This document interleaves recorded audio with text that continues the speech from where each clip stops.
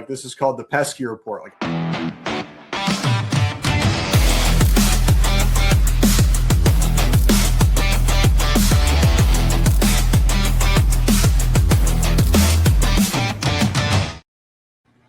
welcome back to the Pesky Report. This is episode 553 of the Pesky Report, brought to you by Beyond the Monster. My name is Derek, and I'm here with Hunter on your minor league show. A little tag team action here as we're getting into the minor league season. Worcester kicked off their season. I was in attendance for opening day and media day, so we'll get some nuggets from that. And we'll also be taking a look with a preview of the season for the Red Sox, other three affiliates in the Portland Sea Dogs, the Greenville Drive, and the newly minted Salem Ridge Yaks. First things first, Hunter, how are you doing? Happy to have baseball back. It wasn't the perfect weekend for Red Sox fans. It's some disappointment going on, but it's really good to just have baseball back on my TV. There's always that like initial excitement when spring training happens, and then like 4 games into spring training, it's like, all right, like let's just get to the regular season. Like I always feel like people think I'm gonna love spring training more because it's like, oh, the minor league guys are getting. It's like I'm gonna watch all the minor league games anyway. It's not like I need to see them here. So it's nice to have baseball that matters back. Yeah, and it's funny we talk about the minor league show. Hey, we don't have to deal with CB Buckner in the minor leagues. Look at us. Look how privileged we are. We don't have to deal with CB Buckner. God, the ABS system's going to be so funny in the majors. Man. Oh my gosh. The entire crowd was cheering. Like, do you know how like humiliating that must have been for him? Like the Eugenio Suarez taps his head and it gets called a pitch that he called a strike gets called the ball, and the whole crowd cheers. And then he just kept getting more and more frustrated as it went. His head again, and before they even show it, the whole crowd goes nuts, and it's like, man, you gotta just retire it. They're like fight someone on the field or something. No, and then obviously the whole, was it Caleb Durbin later in the game went to challenge and realized the Sox didn't have any challenges, and he's just like, God damn it. And it was funny because it's like, oh, this happens to have a bad umpire. But like it is funny. It's gonna be interesting how to see. We've obviously seen it play out in the minor leagues. Yeah. And AAA, and it is a little bit fun to see kind of people who haven't seen it before. Yeah. Kind of see it for real. The big for the first take time. that I've seen is people saying that you shouldn't use a challenge until like the 7th inning. Don't get me wrong. If it's the first inning and it's a 1-0 count and nobody's on base, maybe don't use your challenge there. But I think if it's the saving at bat, if you're sure, I mean, you better be sure about it. But like if you get it right, you get it right and you keep it. Like it's not like, oh, you only get it. You get 2 wrong challenges. So I'm all for players challenging a call in the 3rd inning to prevent striking out.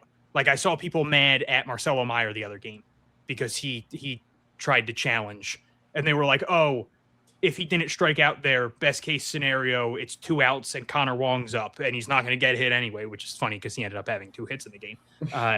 But it's like, yeah, he's trying to extend the inning. I get the thought process of you want to have those when it's the 8th inning or later, but it's also why you're still trying to reverse a call.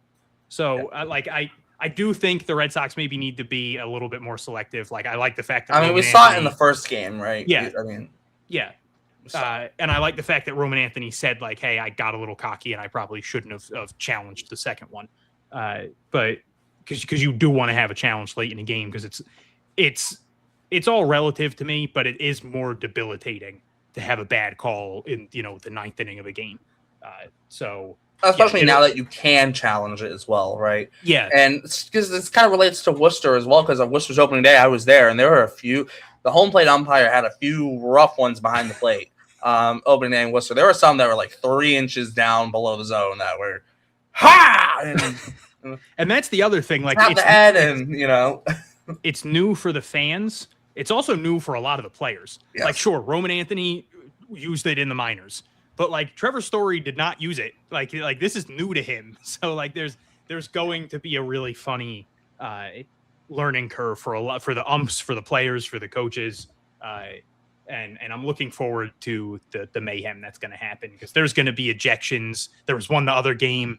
I forget what game it was, but I think it was like the Orioles game, and the announcer had an amazing call of like he's trying to fight the robots. Well, yes. Robots like yes. So Albeit the argument clearly, wasn't about the challenge being like correct and like overturning the call. The challenge was they were mad about the challenge wasn't in you didn't challenge it in time, which is a whole nother thing that the umpires even too are going to have to figure out as well. It's like how long is too long and how long isn't long enough, and it's like it's going to be a whole like thing.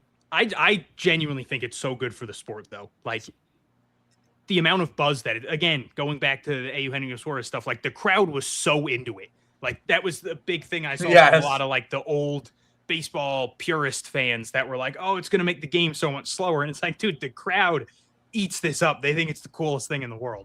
So like, I think baseball's in a good spot right now. Dude, imagine bottom of the ninth, like 2-2 count, strike 3 to ring them up to end the game. Batter challenges it, changes to a ball, then full count, 2 outs in the bottom ninth due to the walk-off like jab. Yeah, exactly. Like, come on. Exactly. Like people would eat it up, right? And I mean, I think too, like I said, we've seen it in AAA the last couple of years.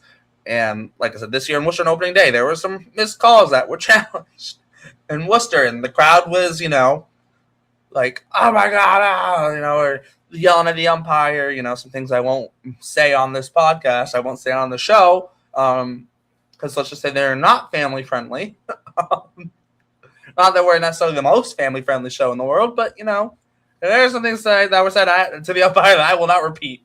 And the umpire was getting his fair share of harassment, but it was something. The other thing too, just kind of pulling this all together too, is it is interesting how you see some of the younger guys like a Roman, for example, like Marcelo, who have had it before this year in actual live games, how that translates, to someone like a Trevor Story who's never had to use it before. And their only chance was spring training where teams were just like, go use them, see how you get a read for it, right?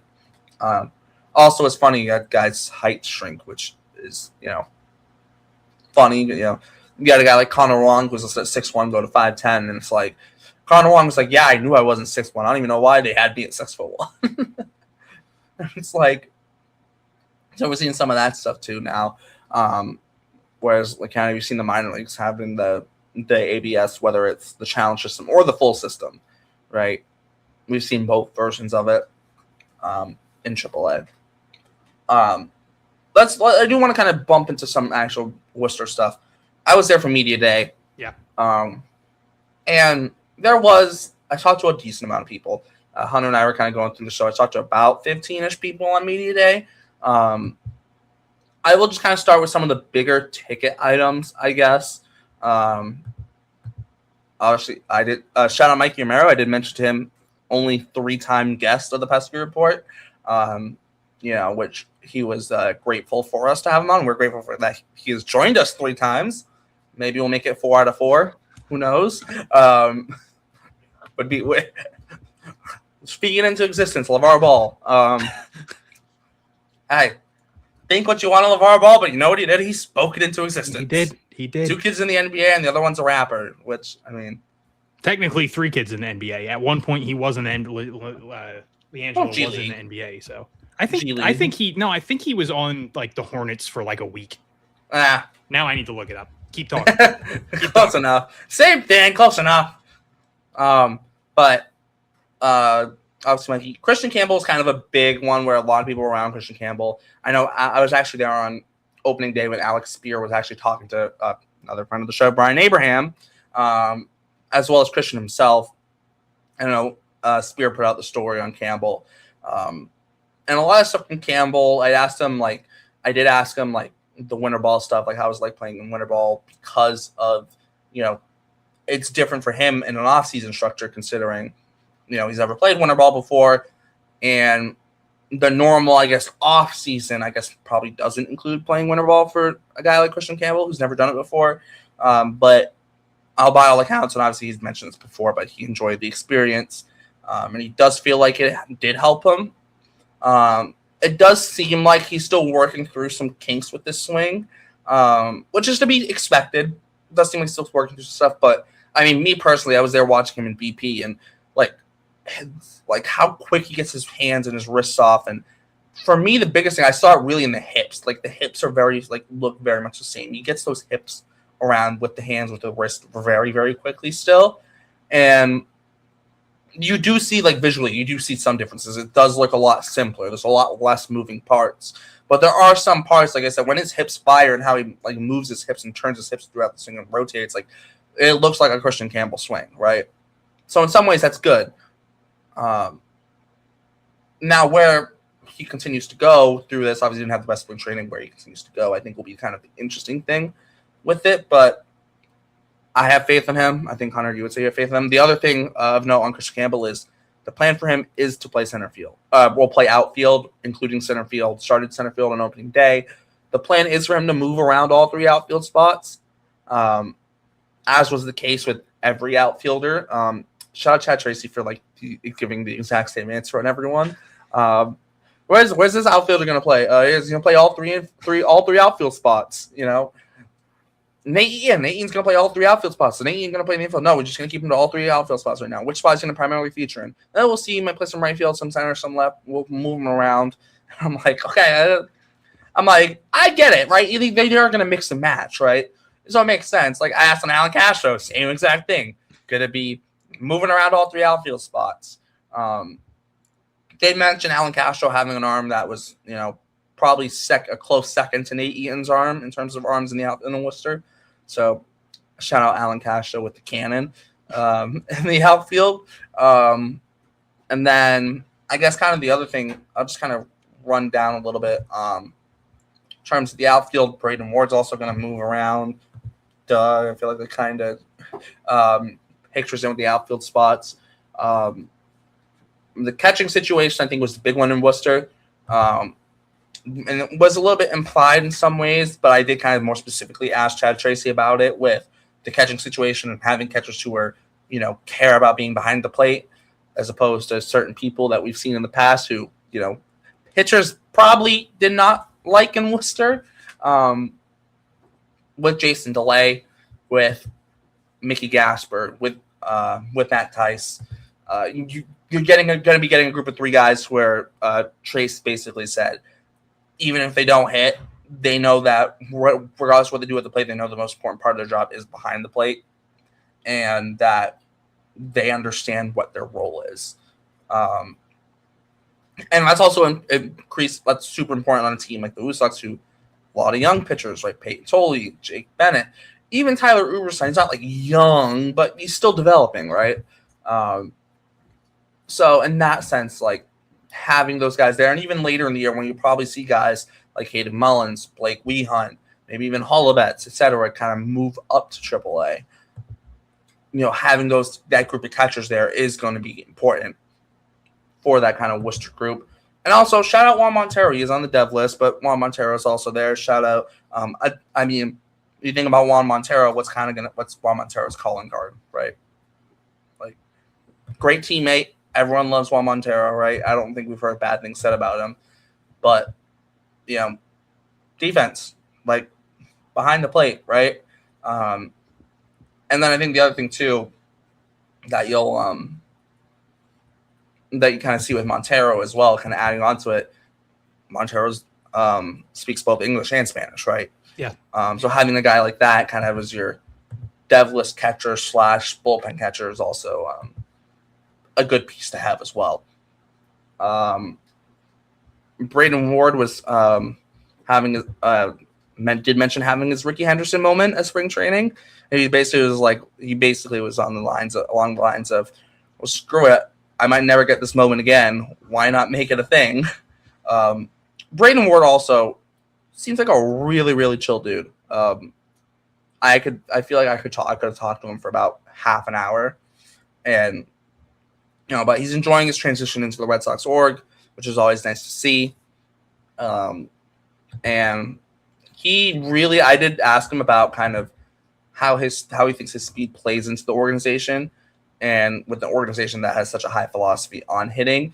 And he kind of mentioned how sometimes you need to get that. You need that spark plug. You need that guy who maybe just gets on base by any means necessary, and then go swipe a bag, right, and kind of light the team up a little bit. And it seems like that is going to be Braden Ward's role in a way, right? Be the guy. I mean, saw on opening day had the bunt single, steal second. Unfortunately, just get caught stealing at third, but you kind of see that kind of spark pluggy type plays from Braden Ward, and we saw it over spring training. I think it'll continue into the season with the Red Sox as well. Nick Sogard, similar thing to Nate Ian, except on the infield, he'll play all over the infield, but he's going to stay on the infield for now. Sogard was singled out by Chad Tracy as a guy who's a leader in the clubhouse, considering he's been there for a while. Has actually been there each of the 5, at least at parts of the 5 seasons that Chad Tracy's been in Worcester. So he's kind of naturally taken more of a leadership role as well. And then Mickey Gasper's part of the catching situation, like I mentioned, but he is also going to play some first base. Mikey Romero did say that he's expecting to play mostly second and third. He did say he would like to get a couple games at shortstop if he can, but he's not going to push for it. Essentially, it was what I kind of took from how he was saying it, was he'd like to play short if he gets the opportunity, but I think he kind of understands if he plays more so second and third. I think he understands that's kind of his path to the big leagues. And then I don't want to mess up the pronunciation, but Sung-Chae Cheng, he just from a defensive side of things looked really good at shortstop. Obviously, defense first guy, 40-man guy, right? He could be a guy that, God forbid, Trevor Story goes down, and you need the backup shortstop on your roster. I could see him sliding it. I don't mean Story goes down long term. Like Story goes down for like a week or so, and you need a guy just to be the backup shortstop. Yeah, maybe start a game or two, right? He does feel like a legitimate option in terms of defensively. He will do he gives what you you the need him to speed do. in the defense. Yeah. Yes. That's mostly it from Nathan Hickey. I didn't get to speak to him on media day because he was busy. I don't know if he was working out or whatever, but he just wasn't really around a lot during the media day stuff. I did get to talk to him on opening day, and I asked him about his move to first base and how that's been now that he's had a full off season and a full season of experience, and he does feel like he's more confident at first base defensively, and he feels that the comfortability level has risen, and because of that, it's going to allow him to play better, and it's one less thing I guess he has to worry about.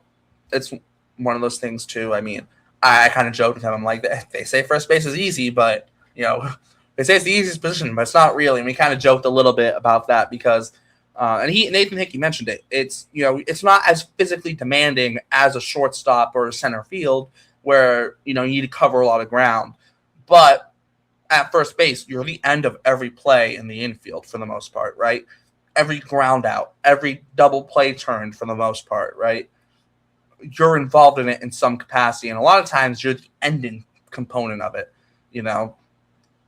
And a guy might make a good throw. If you don't catch the good throw, right, it's right on you. Even if a guy makes a not so great throw, but you don't scoop it or you don't pick it, right? A lot of time the eyes don't go to the guy who threw it. A lot of time guys go, oh, the first baseman should have had that, right? Oh, it wasn't too hard of a scoop. You should have had that. It wasn't too hard of a pick, right? And it's those little things at first base that I think kind of go unnoticed and people don't realize how important they are, especially when you have someone good doing them. And I think for Nathan Hickey having, he's got that full year experience playing first base now, should hopefully help him this year. And hopefully it helps him too in the sense of plays better defensively, right? Maybe less worries on the defensive side of things, maybe opens up some of his offensive game, hopefully. Yeah. I just had a couple things for the hitters. Mickey Gasper, I completely understand the point of shuffling him at catcher, especially with you don't know the situation with Matt Tice specifically, I believe, is the one who I don't know what his upward mobility. I don't know if it was literally just spring training and now he's just in AAA. And obviously, Connor Wong had a 2-hit game the other day, so I don't know what the plan is there. But not that he's like he's certainly not like one of the worst catchers Worcester's had over the last couple of years. They've had some very bad catchers, but it's just like they have two really good veteran catchers who have played in the majors and who are known more for their defense. And I just would kind of rather see those two catching. Like, I don't want to throw it on Mickey Gasper because it's not his fault. First off, again, I don't think he's a terrible defensive catcher. And two, the dude's crushing it already. He's hitting 417. He's got a pair of doubles. He has 3 RBIs.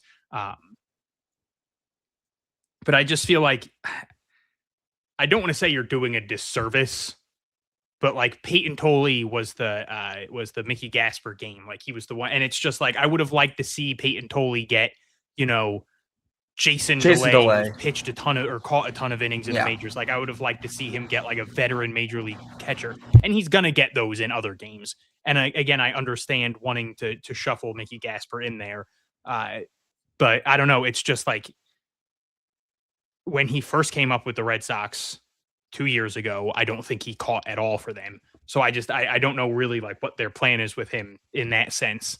But either way, though, he was phenomenal with the bat, so that he is someone that they're going to want in the lineup, and he's a 40-man guy, so that certainly adds to it.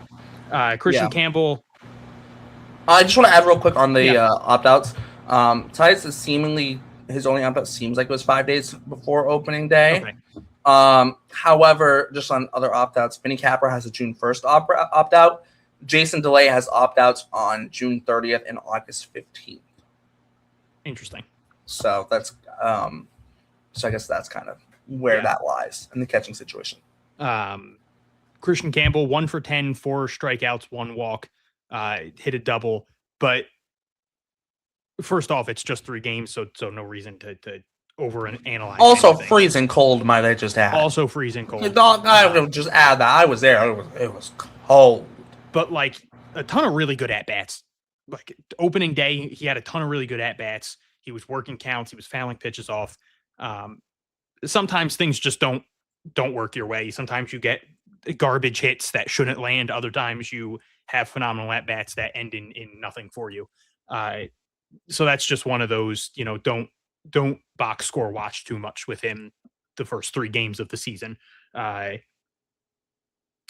Mikey, obviously, it was really good to see him come out of the gates. Hits a homer. I think it was the 2nd game of the year, and then the 3rd game of the year, he has an RBI double. He already leads the team with 4 RBIs. He leads the team with 3 runs, and he's the only one on the team with a home run so far. So I'm already feeling pretty decent about the 25 home runs because, again, it's not easy to hit the ball when it's 22 degrees and 18-mile-an-hour winds. When it gets to the middle of the summer, that ball is going to be flying out of Polar Park. Just on the ball flying, the only person who's getting the ball flying, even in batting practice, was Nathan Hickey. That was it. No, I think Alan Castro hit 1 homer in BP. And I think that was about it outside of Nathan Hickey. Like Mikey might have gotten one, maybe, but it might have been like a wall scraper if he did. And like none of the righties, I don't think had any. Like Christian Campbell, hit like a wall ball in center, but that was it. Yeah. Nick Sogard, he's just always going to be.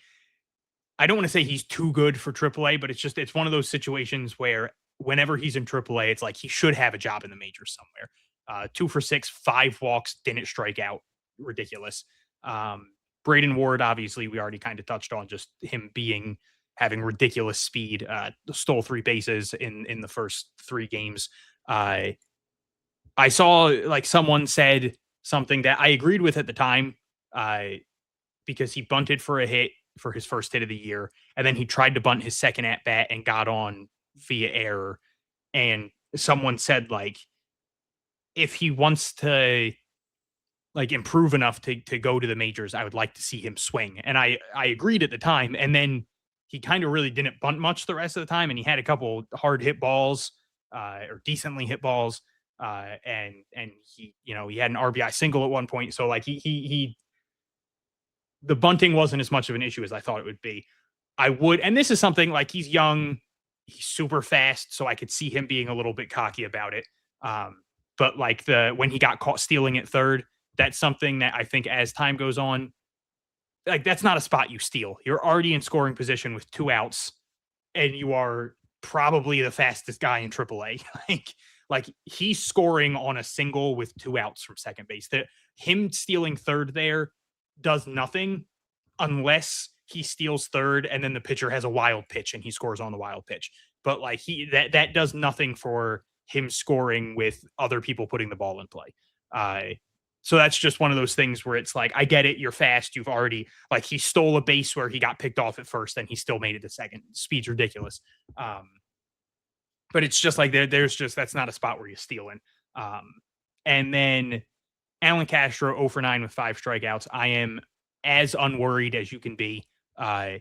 Started off slow last year, struggled 2 years ago when he first got called up to AA. And like, so now it's kind of, you're mixing both of those situations. This is his first taste of AAA, where like he struggled in AA when he first got promoted to AA. So now it's not surprising that he's struggling getting his first taste of AAA. And also then like last year, he struggled to start the year. And again, it's the start of a year. So it's kind of like a double whammy for him, where it's the start of a brand new season and you're at a level you've never been at before. So it's unsurprising that the youngest batter, I believe, on the team, it's either him or Mikey. I'm assuming it's got to be him. I would assume Mikey's 22. They're both 22. Castro's older by about 8 months. So the second youngest offensive player on the team, and the guy who is a little bit younger than him spent some time at the level last year. So it's such a non-issue, and I think it helps him that they have a good outfield. Like, you have Braden Ward, you have Christian Campbell, you have Nate Eaton, who does not belong in AAA. Like, Nate Eaton should be in the majors. And Nate Eaton had a phenomenal defensive play in right field, and Christian Campbell threw someone out at home plate. So there were some highlights. So I think that's going to take a lot of pressure off him. Is he's not going to be, like, unless he starts crushing the ball and becomes the big name, he's not going to be the big name, because Christian Campbell's there and Mikey Romero's there, and there's veterans who have played in the majors. So I think that's going to be and at some point Tristan Casas will be there. So there's going to be a lot of talent around him, to the point where, hey, if he struggles for a couple games, it's not going to be a big deal. And there's going to be weeks where we're talking about him because he went, 9 for 18 with 5 walks and 2 homers in a week. Like, there's going to be big Alan Castro weeks. So yes, him having 2 bad games to start the year is not an issue. Well, I think the other thing to recognize too, at the beginning of the year is when there's the most MLB quality pitching in AAA as well. Yeah, that's the other thing to recognize. I mean, just first game, the Syracuse Mets roll out Jonah Tong, right? Like, here you go, first game of the year. You know what? Jonah Tong, here it comes, right? And then Anderson Severino pitched after him, and I mean, he's got 6 games of MLB experience. Not a lot, but the guy's pitched in the big leagues before. Then they go and bring in Austin Warren, who's got 43 big league games under his belt. And then the next 2 guys are guys who have Red Sox ties, and Nick Birdie and Joe Jakes, right? Like, every single person there in that opening day game for the Syracuse Mets, everyone there, big league experience. Nick Birdie's got 35 games in the big leagues.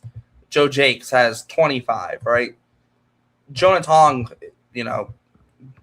top pitching prospect, has 5 games in the big leagues, right? So you kind of look at, the pitching that not just Alan Castro, but all the guys in Worcester, Mikey Romero, et cetera, are facing. This is the legitimate highest level of pitching you're going to see until you make it to the big leagues, beginning of the year in AAA. It is that highest level because you haven't had those injuries where guys are calling people up, especially on the pitching side of things, where so many injuries happen to every team every year, right? You don't have the guys who started the year in AA who just get bumped up to Worcester because of the injuries or, that kind of things. You have the guys with opt-out clauses in like June or whatever because, they want an MLB deal somewhere.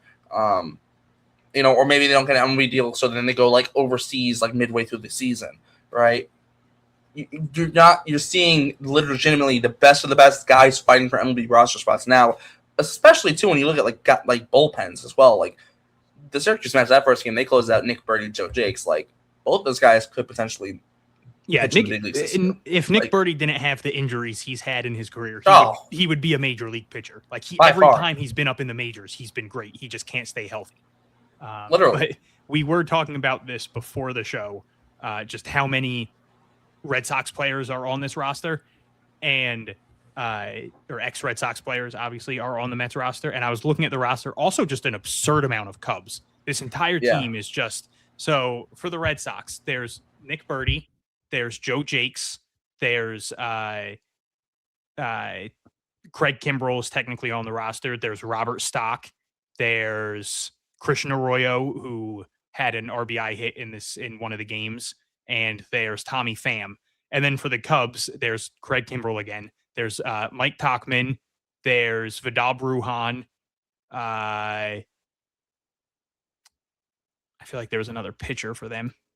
Oh, there was two pitchers. I already said Craig Kimbrell. CJ Edwards and Adbert Alzolay. I think that's how you say it. So the Mets. So the Mets are just piling up the Red Sox Cubs super roster of not good enough players to stay in the majors. Yep, and then they have Red Sox killer MJ Melendez just. And then chilling. It's funny that it's so great that they're not in the majors because I know it always sucked. Red Sox would go up against the Royals. I'm shocked.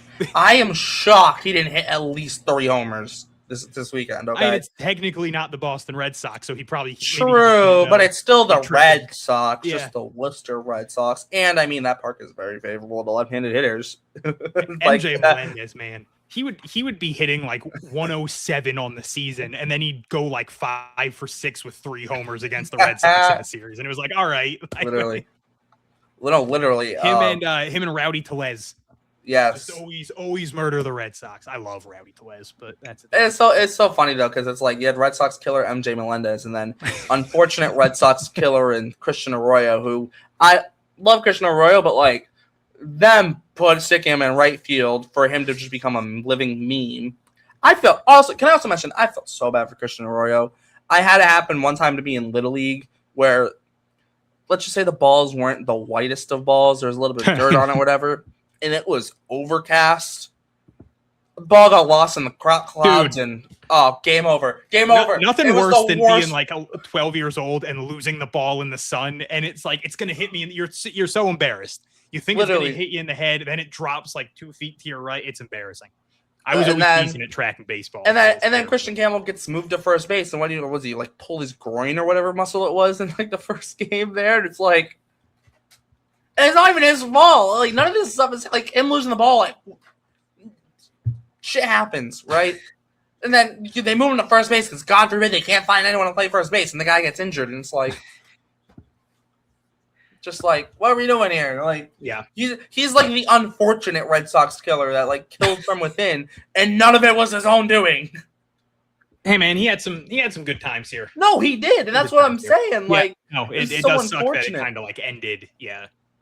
The way it did. So unfortunate for him. But no, that Mets team is just filled with former Red Sox and yes, former Cubs as well. I do want to bump to the pitching side of things, just for a little bit because Tolle obviously big story, fighting for a roster spot. As was Zuberstein as well. Both of them were fighting for big league roster spots. They both end up in Worcester. Obviously, Jake Bennett did look really good. Bennett, man, a few words. So if you're expecting to hear any quotes from Jake Bennett, you're not going to. It seems does not mean he's a bad person at all. He seems like a great guy. He's just man of very few words. If he wants to not talk and continue to pitch like that, I have no problem. You don't have to say anything to me, man. Just keep doing what you're doing. Literally, I could not care less. Like, you don't want to talk? Great for you. Like, I actually respect it because, like, someone who at times can be introverted, like, I kind of respect it. Like, you know what? I wish I could just be like, nah. like a 2-word answer and move on. I don't know why, like, I'm not saying he gives 2-word answers, but like I wish sometimes they could be just like 2-word answer and leave and just never come back sometimes. But Jake Bennett pitched amazing. I know we'll probably get a little bit more in depth on that. Uberstein and Tolle, you did mention Tolle having the game that was caught by Mickey Gasper. And then Uberstein had a second game, which was the only game that the Red Sox won. Uberstein 4 innings, just the 1 earned run. On just kind of the pitch count, Uberstein was at 56 pitches. Bennett was at 59 pitches. And then Tolle was at, where was it? 71. Tolle was at 71. I know for Bennett,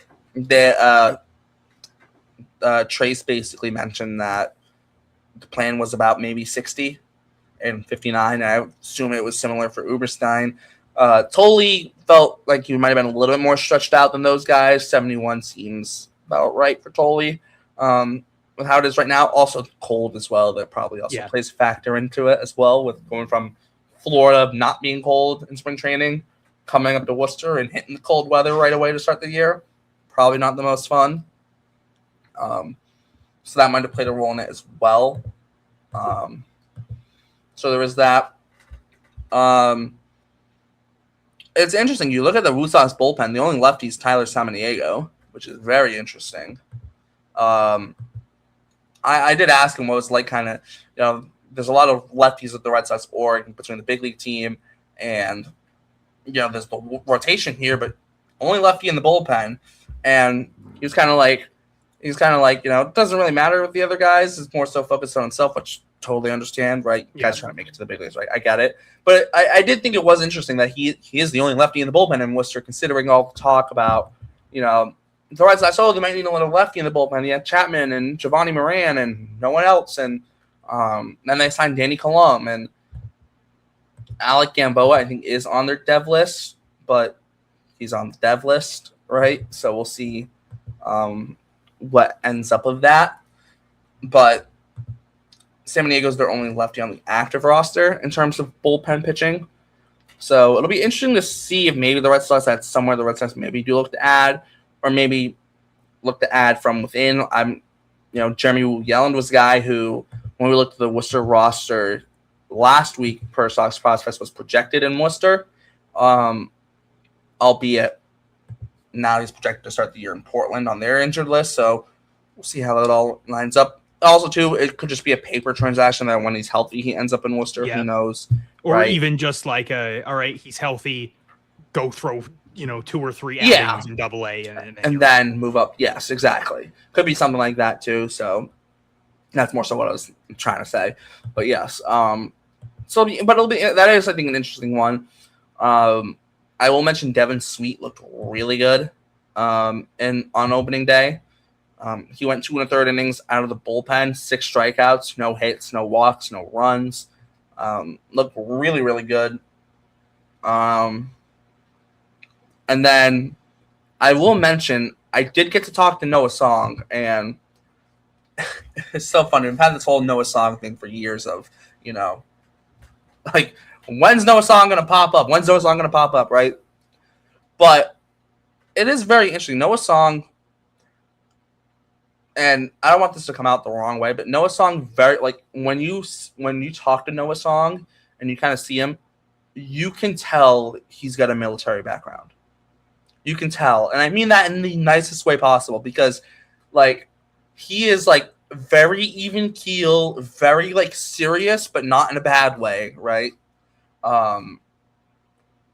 And it was interesting to talk to him because he does feel like he does feel good coming into this year. I think it is interesting for him, considering that this year will be his first full year in Worcester, and kind of intrigued to see how that goes, because Noah Song very well could end up in the big leagues this year if everything goes right for Noah Song, right? And I think we do got to remember, he's 28. Like, if we're talking relief pitchers, 28 is not the end of the world. Relief pitchers also are very volatile. Like, Noah Song could come out and have an amazing year. I think he was a little bit shafted by his stat line, I guess, by the box score. I thought he looked really good for the most part.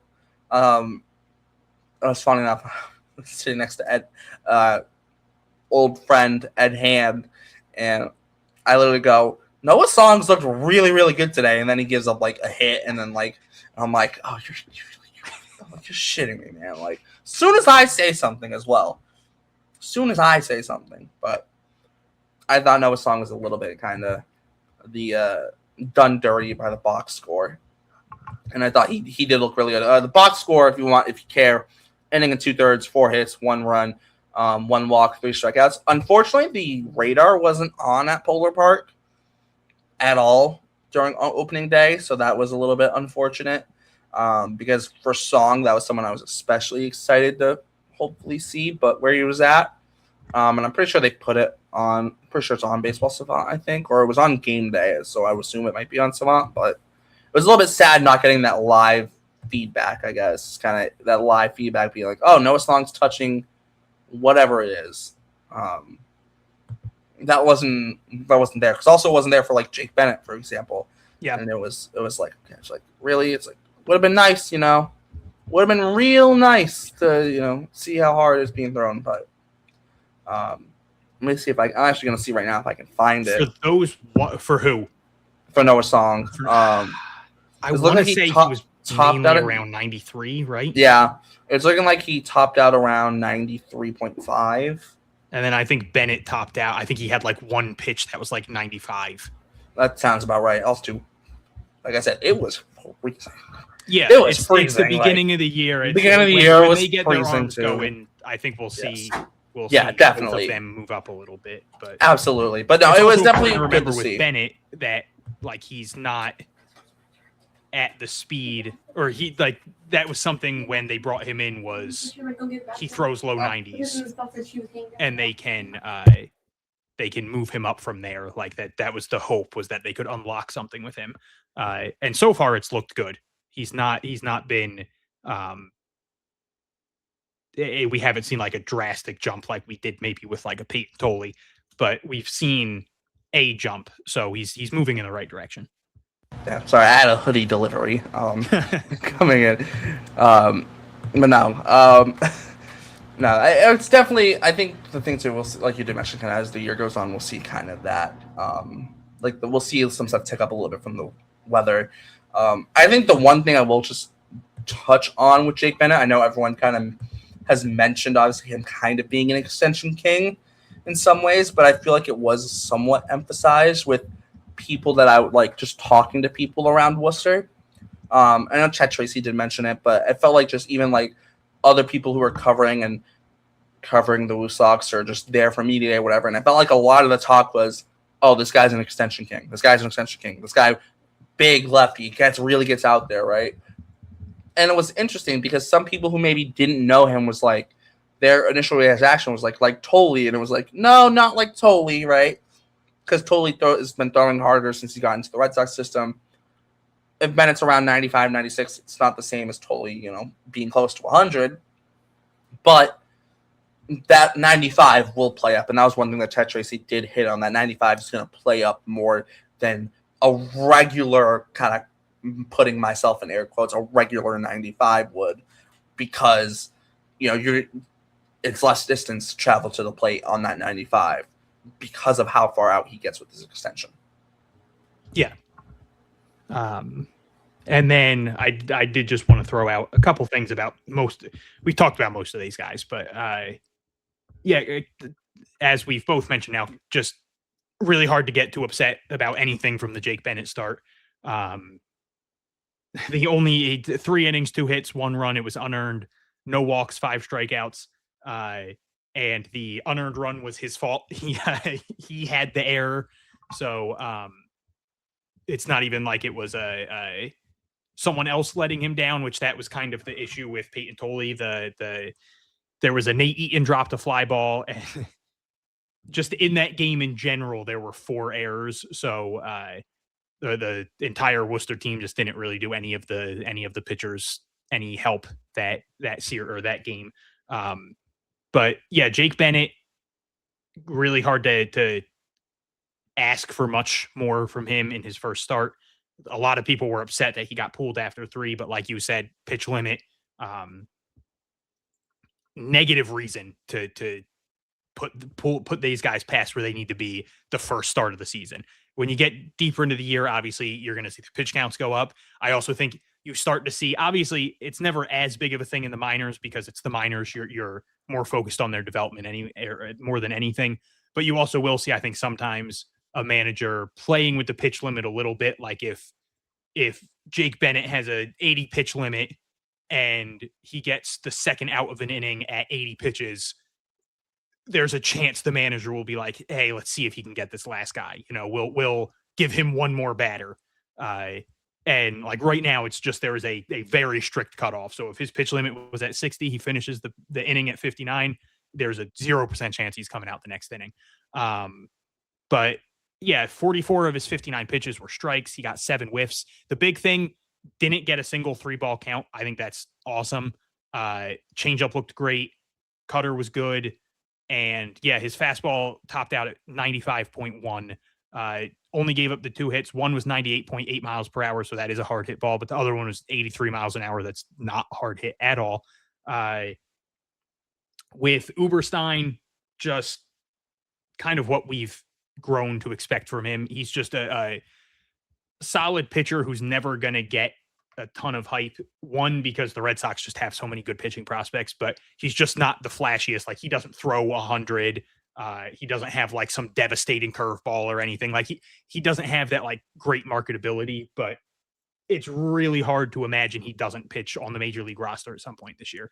Payton Tolle, stat line overall, not great. 4 innings, 6 hits. No, 4 innings, 5 hits, 6 runs, 4 earned, 2 walks, 6 strikeouts.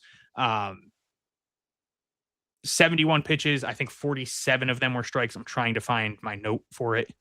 But the fastball, 47 were strikes. He had 11 whiffs. He topped out at 97.9. He threw the sinker a ton, 32% of the time. He mixed in cutters, threw a few curveballs, got a strikeout on a changeup. So that was the big thing. And that's what I was trying to make sure people understood was it's not going to be shocking if Payton Tolle's first couple starts are not good, like stat wise, because like we saw in the first inning, he went 1, 2, 3, got 2 strikeouts and weak contact on the 3rd out. And he was throwing the fastball a ton. And then it was, starting to mix in a ton of sinkers and the curveball and the cutter and everything. And it's like, if he wanted to, he could probably go out there in AAA and throw 6 dominant innings almost every time out just by mainly throwing the fastball. But the reason he's in AAA is to work on the other things.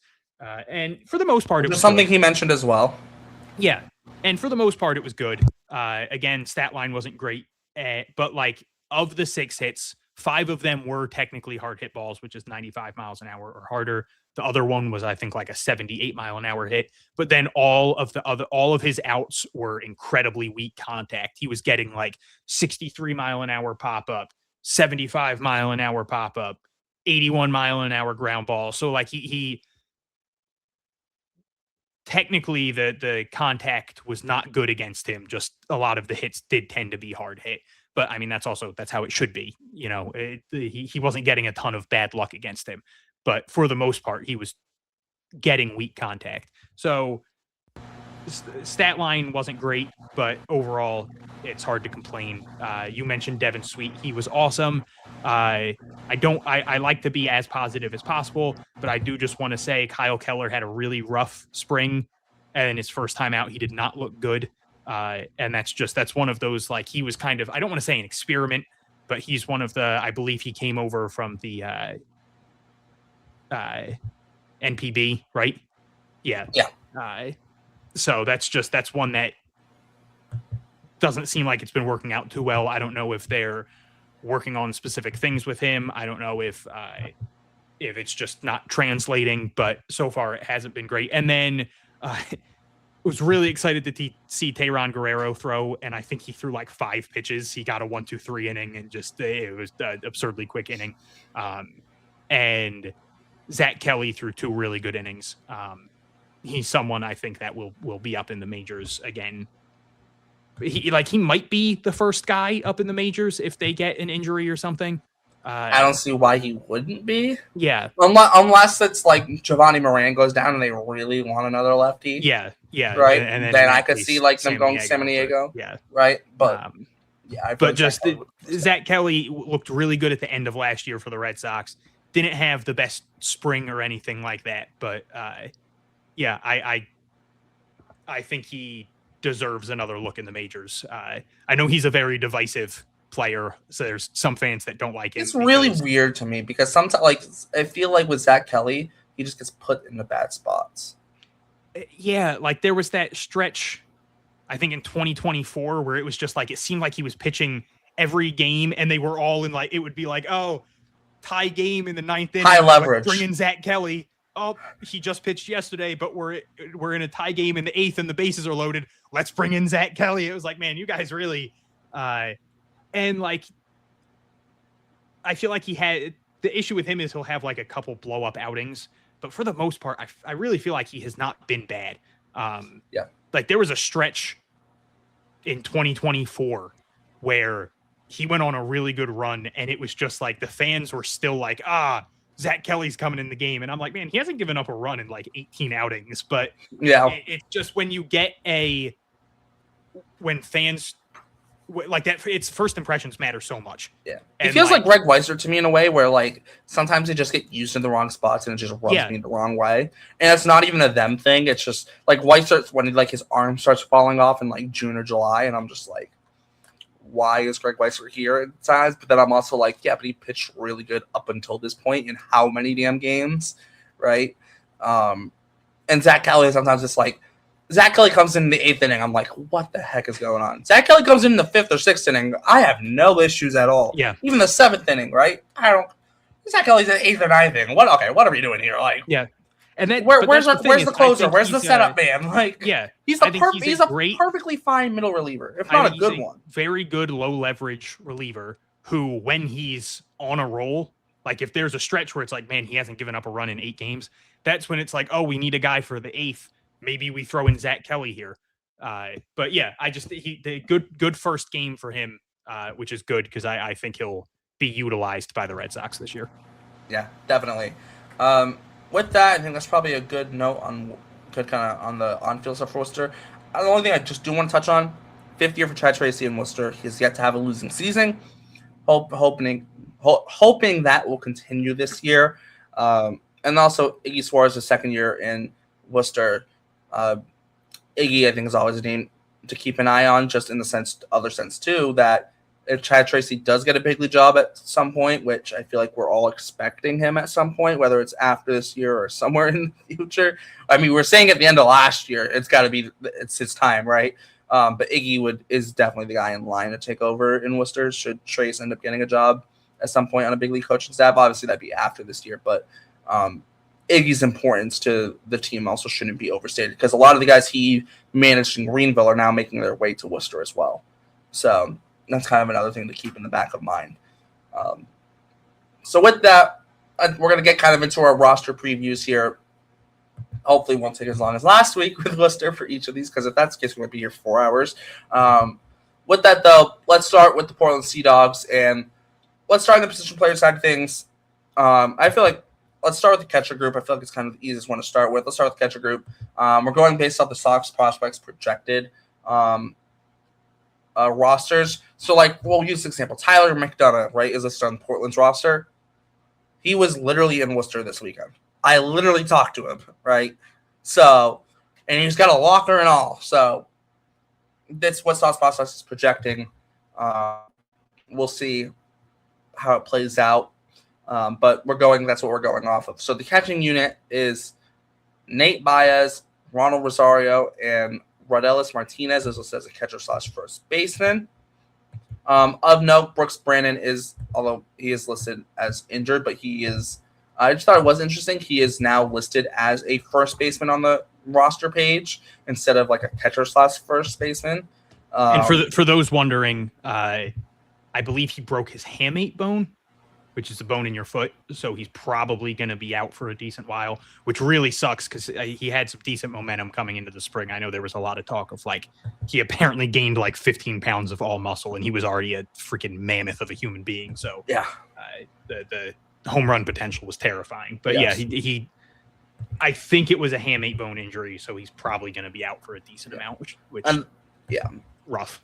It sucks. And then I'll just add in Drew Earhart and like kind of like your kind of third, fourth catcher type. He'll play. He probably won't catch a ton, but you could argue he's still kind of a catcher in some ways. So I guess your Mickey Gasper-ish comparison in some ways, right?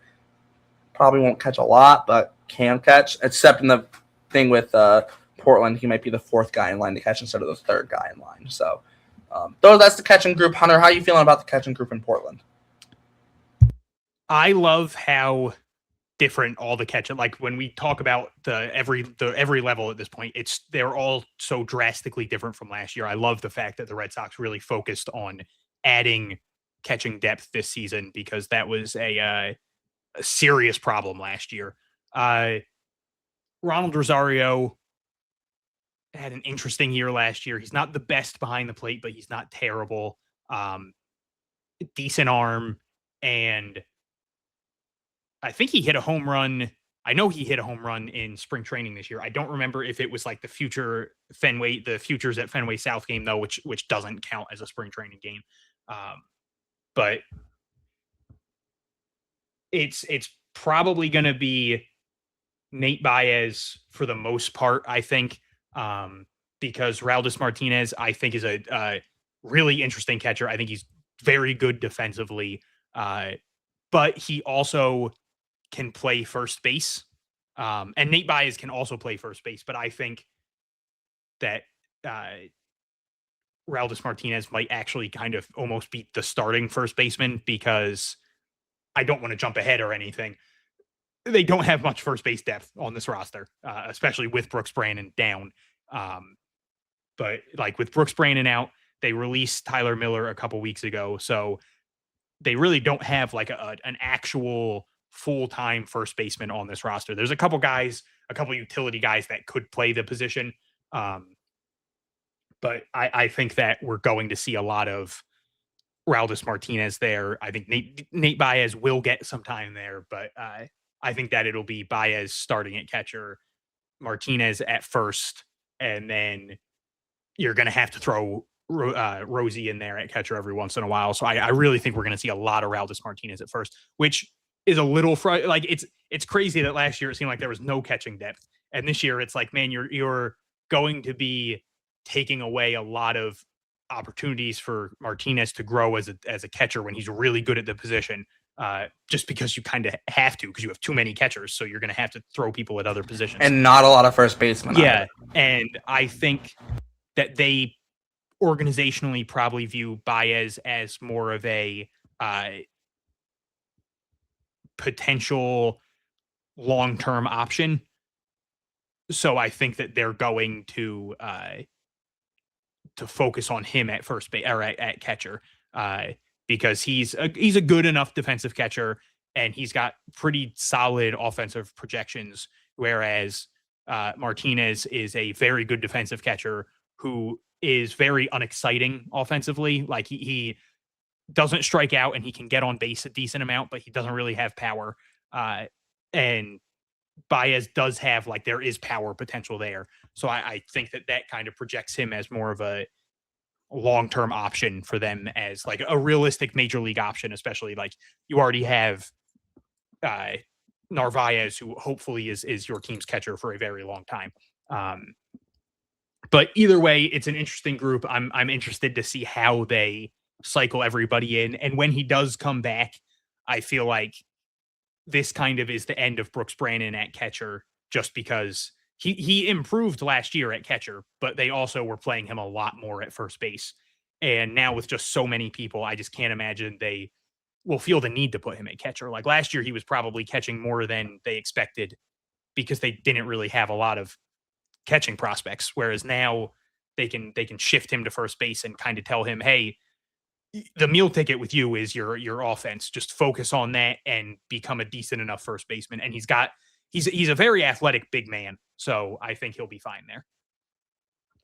Yeah, and I do also think too with Brooks Brandon too, like the bat has always been his calling card. So putting him at first base, obviously we saw with Nathan Hickey can be a little bit of a transition, but it'll allow the bat to kind of play more, right? There'll be less of a.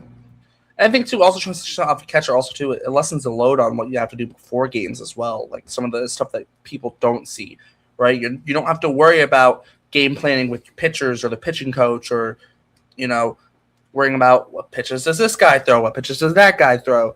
It's a lot less of it. You're playing first base, you don't have to worry about it. You don't have to worry about managing a pitching staff. And obviously it's different in the minor leagues and the big leagues, but there's still aspects of that, right? And so in that sense, it could even open up Brandon to, even more, I don't know what the word, like even more potential at the plate, just because he has less on his like figurative plate to have to worry about. So when he's healthy, I think it'll be interesting to see kind of where he fits into that pitch. I do think it'll be at first base, like you mentioned. And speaking of first base, we will discuss that infield group. Obviously, Joe Earhart will likely be a factor in that, as will Marvin Alcantara, Abram Liendo, Franklin Arias, Max Ferguson, and newly minted utility man, Caden Rose. We spoke a little bit about that with Andrew Parker last week. Caden Rose is seemingly going to be playing some second base, it seems. So that'll be interesting to see kind of how that ends up. He did play shortstop in high school though, so there is that as well. So we'll see what Caden Rose ends up, how he figures into that infield mix. But it is a very interesting infield mix, especially the second, third base short kind of 4, 5, 6 combo of Alcantara, Liendo, and Franklin Arias. I think that's going to be a very fun group. Hunter, what are your thoughts on that infield group? Yeah, just first off, I want to say I'm also interested in Caden Rose there because I don't know how much they'll need to put him there. Like, let's just say the Sox prospects got it 100% correct. They have Will Turner, Nelly Taylor, Miguel Blaze as the outfielders. And then they have no one else who is a full-time outfielder outside of Caden Rose, who now they're apparently not making a full-time outfielder. The only other two people that play the outfield are Max Ferguson and Tyler McDonough. And Max Ferguson plays a ton of second base. McDonough plays second, third, and short. So, like, I could see a world where they're kind of just like, Caden Rose, never mind. You're just our fourth outfielder now, because like Juan Chacon he was sadly released. So RIP to the Juan Chacon fan club. But so like there's absolutely a world where they're kind of just like, you know what, we're taking it back. We don't need you to play second base anymore. But this is a really fun infield. Not a ton of offense. Like Franklin Arias obviously will get on base. Maybe we see a little bit more power from him, but he's more of like a hit for batting average type guy. Doesn't strike out. Might swipe a few bags. But there's not a ton of like crazy pop in the infield. But then also, if you have Marvin Alcantara at second, Franklin Arias at short, Abram Liendo at third, I can't think of a better infield defense in the minor leagues. I'm not just talking Double-A. I'm not just talking in the Red Sox system. It's hard to find a better infield in the minors in general. Like, that is just an absurd defensive infield, and I feel really bad for anyone that's trying to sneak a ground ball past that infield, because that's terrifying. And then first base, Sox prospects has Drew Earhart. To me, he's more of a utility guy, though. He's always been a utility guy. He's even pitched a couple innings for the Red Sox throughout the minors. So again, I think that'll be more Martinez, Baez, obviously Brooks Brandon when he comes back. But yeah, we're not going to see a ton of power, but you have Abram Liendo, who stole 42 bases last year. He also had easily his best offensive year of his career. It would be nice to see him take another step forward. I think he's only like 22. Like, there's no reason to believe he's not done growing as an offensive player. He's also one of the most fun people to watch have batting practice, which is hilarious because he's like 5'10", and he has like 12 career home runs and just watching him in batting practice, it's like if you don't look at who's hitting and you just like see the ball, it's like, oh man, who's hitting these 450-foot nukes? And then you see the smallest guy on the team just crushing baseballs while everybody else is watching. Marvin Alcantara, absolutely love him. One of the best defenders in the system.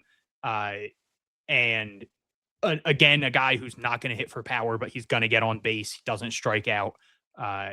He can steal bases, and he's someone who we've heard from multiple coaches and players that he is like a clubhouse leader.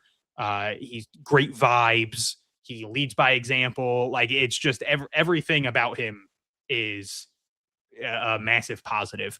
So it's like when we get to the outfield, that's where I think more of the like explosive batters will come into play. But the infield really is just kind of like the table setters, the guys that hopefully will get on base, and then all of them can steal bags, especially if you want to throw in like Max Ferguson.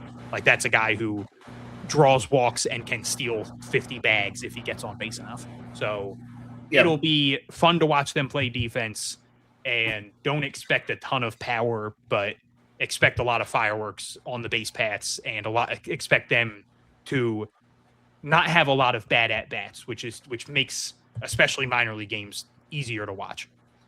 It is interesting that out of that trio of Alcantara, Arias, and Abram Liendo is the oldest at 22, and he just turned 22 in February, right? It is funny. Alcantara doesn't turn 22 until November, and Arias doesn't even turn 21 until November, right? It is a extremely young group in that Portland infield, which, you know, it's also a group too that, like you mentioned, is going to be good defensively. And I think some people have even been sleeping on that defense of Franklin Arias because they've seen some of the, I guess, things about, you know, whether or not he can stay at shortstop long term. And I do think realistically, you know, Arias is a guy that whether or not he sticks at shortstop, I don't think will be due to his defense. I think it'll just be more due to the situation around him. Right. I'm not going to make this isn't a like for like comparison, but like think of like when the Padres moved Jackson Merrill to center field. It wasn't because Jackson Merrill couldn't play shortstop. It's because they already had Ha-Seong Kim and Xander Bogaerts. Right. When Arias gets to the big leagues, he might not play shortstop because the White Sox have Marcelo Meyer. Right. And they might even still have Trevor Story at that time. Right. Depending on how quickly Arias gets to the big leagues. So just because Arias might not end up at shortstop long term doesn't mean he can't play shortstop. Right.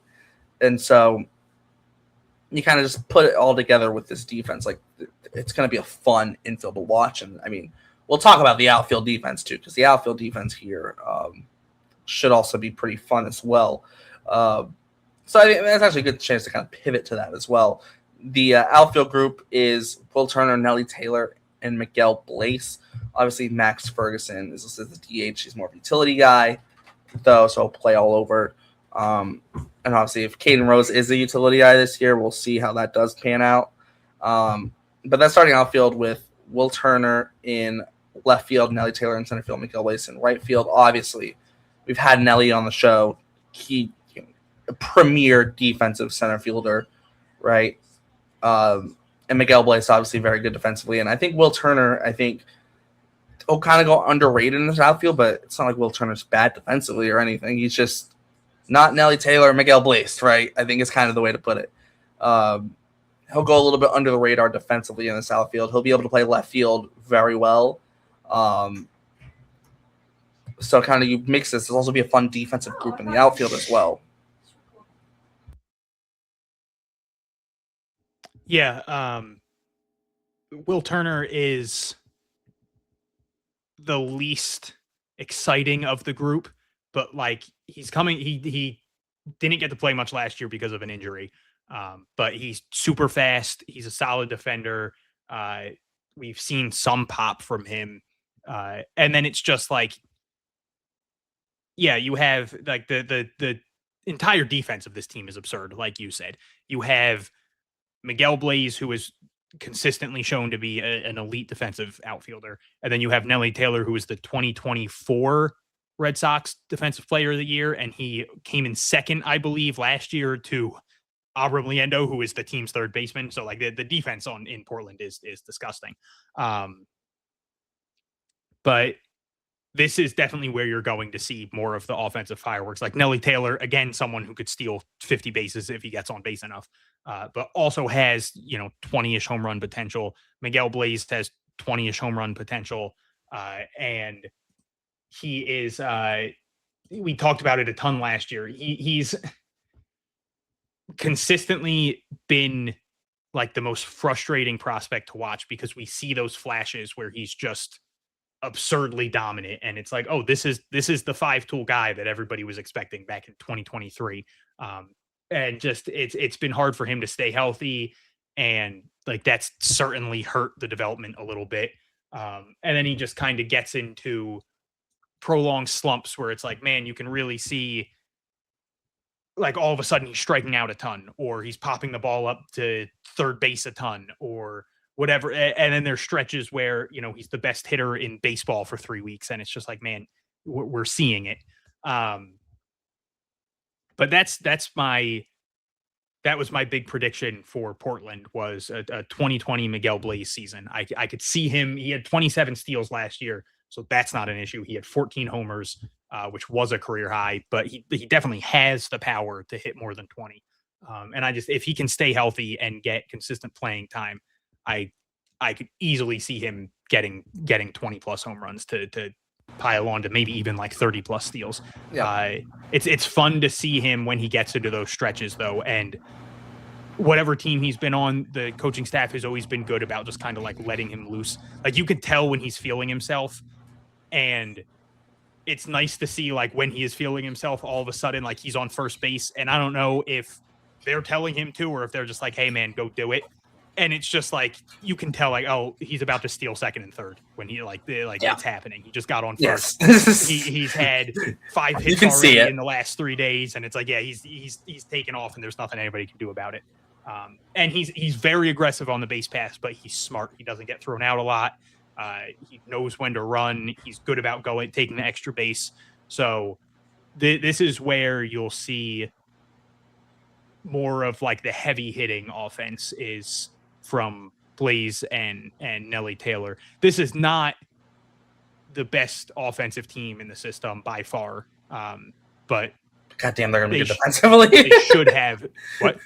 Goddamn, they're going to be good defensively, though. Exactly. But the defense is going to be great. The pitching's absurd. Speed as well. Yeah, the speed's great, and they have a lot of offensive potential.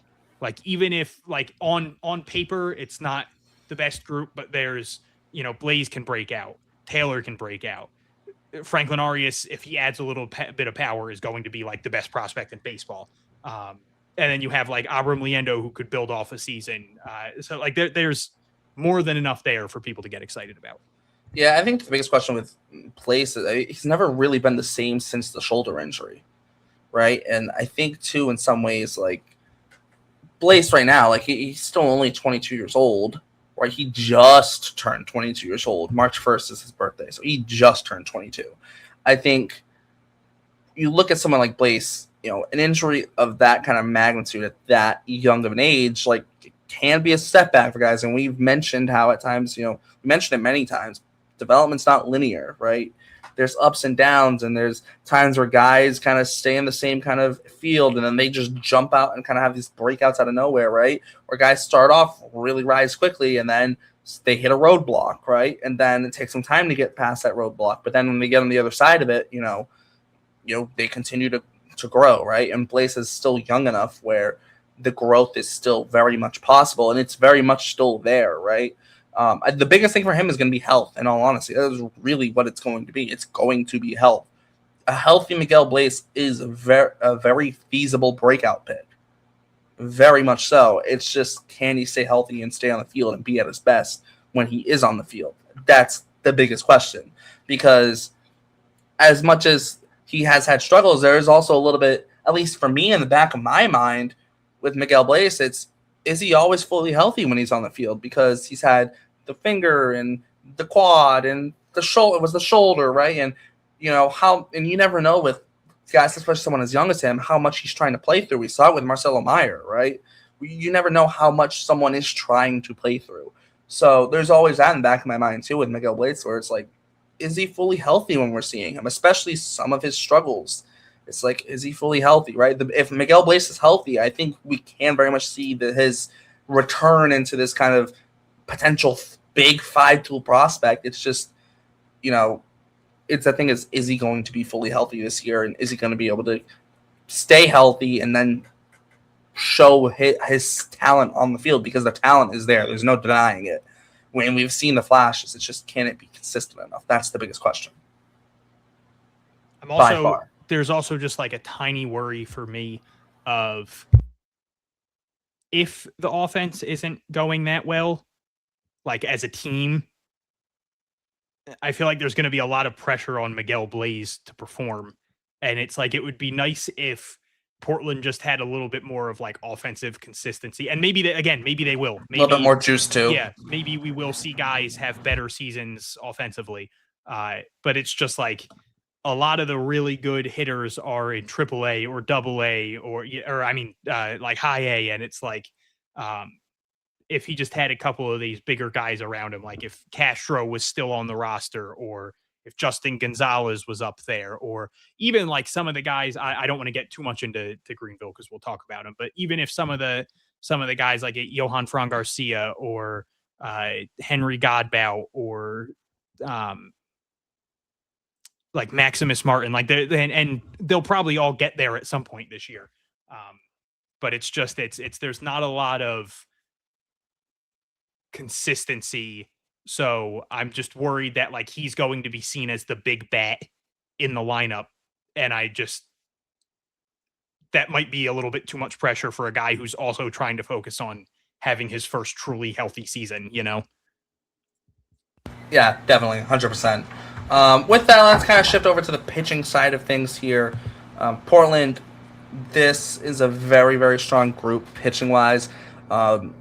The rotation: Hayden Mullins, John Holbeds, Eduardo Rivera, Blake Wehunt, Dalton Rogers, and I skipped over his name because I don't want to mess Gage Zeal, I think it is. The spelling is going to just always throw me off on that. I'm not going to lie. I mean, yeah, that one's fair. We rip on you a lot for that, but it's not that it's a hard. Is a crazy like, come on, brother.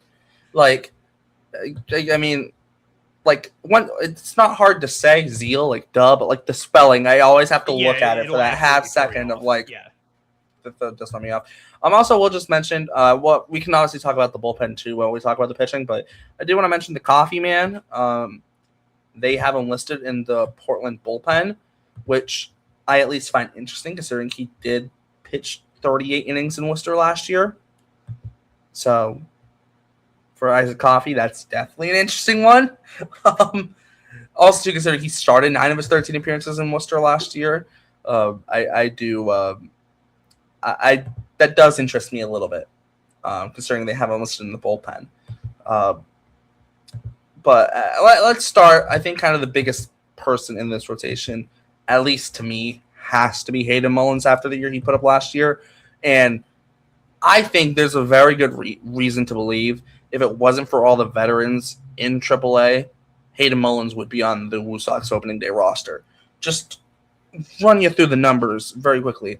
He had 4 games in Greenville at the beginning of last year. 3 of them started 17 innings, a 106 ERA. Only gave up 2 runs in those 17 innings.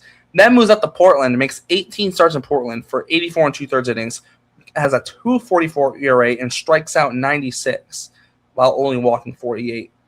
Also only gave up 7 homers all season between the 2 levels. That's 7 homers in just over 100 innings between the 2 levels. Really, really, really impressive year for Mullins. Also, strikeout-wise, like 125-ish strikeouts, I think it was, something around that as well last season. And with most of those numbers coming in AA, I mean, you very much can look at Hayden Mullins and go, he deserves to be in Worcester. He deserves to be in Worcester. Wouldn't shock me if his stint in Portland to start the year isn't that long. Wouldn't shock me. Especially should the Red Sox need, an Uberstein, a Tolle, etc., right? Would not shock me. Would not shock me at all. The only, I guess, roadblock really for him is what happens with the Oviedo long reliever kind of thing. Does Oviedo get sent down something to Worcester and stretch out more? And then what happens with Cutter Crawford and Patrick Sandoval once they're healthy? I think that's really the only holdback for Hayden Mullins. in terms of him getting to Worcester early in the year. If Hayden Mullins pitches like he did last year, he'll be there in no time, right? And it's funny because Hayden Mullins is somewhat of he's somewhat of a different type of pitcher than what the whole like pitching lab, I guess, has been coveting. He's not a massive human being. He's listed at 6 foot 195. This is a guy who was a 12th round pick by the Red Sox in 2022. Really tops out in the mid 90s, right? But also gets a lot of swings and misses on that fastball, right? So different profile from what we have seen the Red Sox really love the last couple of years, but he still had a ton of success. So I think Hayden Mullins is really the name to watch in this rotation. Hunter, what else do you have in this rotation? Or even if you want to touch on the bullpen before we come back to the rotation, it's up to you. Yeah. First off, can you hear me? Yes. Okay. The video has been miserable for me, so I was worried that I couldn't be heard. It's like reacting 10 seconds after I do something. And mine's the same way. It's fine. Okay. Yeah, Hayden Mullins. I completely agree with you. Like if the big thing with AAA pitching, especially at the start of the year, is you want to have a lot of guys who you can throw in to the majors at a moment's notice. And that's also something you really focus on at the end of the year too, is like, we need to have guys who, we're in a playoff stretch and this reliever got hurt. We need someone that can come up for 2 weeks. So at the start of the year, you have a lot of those guys who it's like, they almost broke camp with the team. And then the only other thing really holding him back is just the command has never been phenomenal. He walked too many people last year, but outside of that, he was just absolutely dominant. Eduardo Rivera, it was really cool to see him. I don't want to say become a household name, but become a name that a lot more people now know because of the World Baseball Classic. He looked really good for Puerto Rico. He had a couple of really cool moments with the team too. It's not like he was pitching in pretty big spots and getting big outs. And he's just a massive dude who can throw almost 100 and has intriguing secondaries. And then, Holobets came over last year. We got to talk to him. Really great guy. Another guy who just does not walk people, which is good because that is, again, like I said about Mullins, that is something that Mullins and Eduardo Rivera struggled with last year in AA. So it's good to have someone who just like the walk per 9 rate is absurd with Holobets. Like he's not letting you get on base for free. And he's someone who I'm really intrigued to see what an off season with like the Red Sox pitching lab will do for him, because if you can add it like 2 to 3 miles per hour on his fastball, it's kind of scary to think about how quickly he could rise as a prospect. Like the view of him, I think, will shift dramatically, because that was like the one issue was he really wasn't striking out a ton of guys, but he didn't need to. He was dominating. He dominated in high A. He came up to AA and was even better. I think he threw he pitched like 5 or 6 games in AA and threw like 6 innings in all of them. He was genuinely fantastic. And then, We Hunt, I was really intrigued last week. Andrew Parker was talking about how high on him he is. And he's a massive dude who was not healthy last year. He could throw really hard. He does seem like a prime candidate for a breakout year. He was really good 2 years ago. Dalton Rogers, I feel bad for him because he was so good last year and just didn't get talked about because of how good so many other pitchers in the system were. Like it was hard for anyone to gain traction last year, because for the first month of the season, it was, my God, Brandon Clark might be the greatest pitcher we've ever seen. And then the rest of the year, it was, my God, Payton Tolle might be the greatest pitcher we've ever seen. So like, unless you were doing crazy things, like even Eduardo Rivera, who had this big breakout year, he got cut by the A's the year before and came over to the Red Sox system and becomes this really good pitcher and gets all the way up to AA, and he's continuously pitching good there. And it's like, I bet you a good 90-something% of the fan base had no idea who he was, because the main focus is obviously going to be on the 6'12" massive lefty with a great mustache who's throwing 100 miles an hour when he was only throwing 90 in college. And he was the team's second round pick the year before. Like, obviously Payton Tolle is going to be the talk of everything. But Dalton Rogers, like, he had a very bad 2024 and he was fantastic last year. And he was elite after moving up to AA, and he walks a couple too many people. But like, it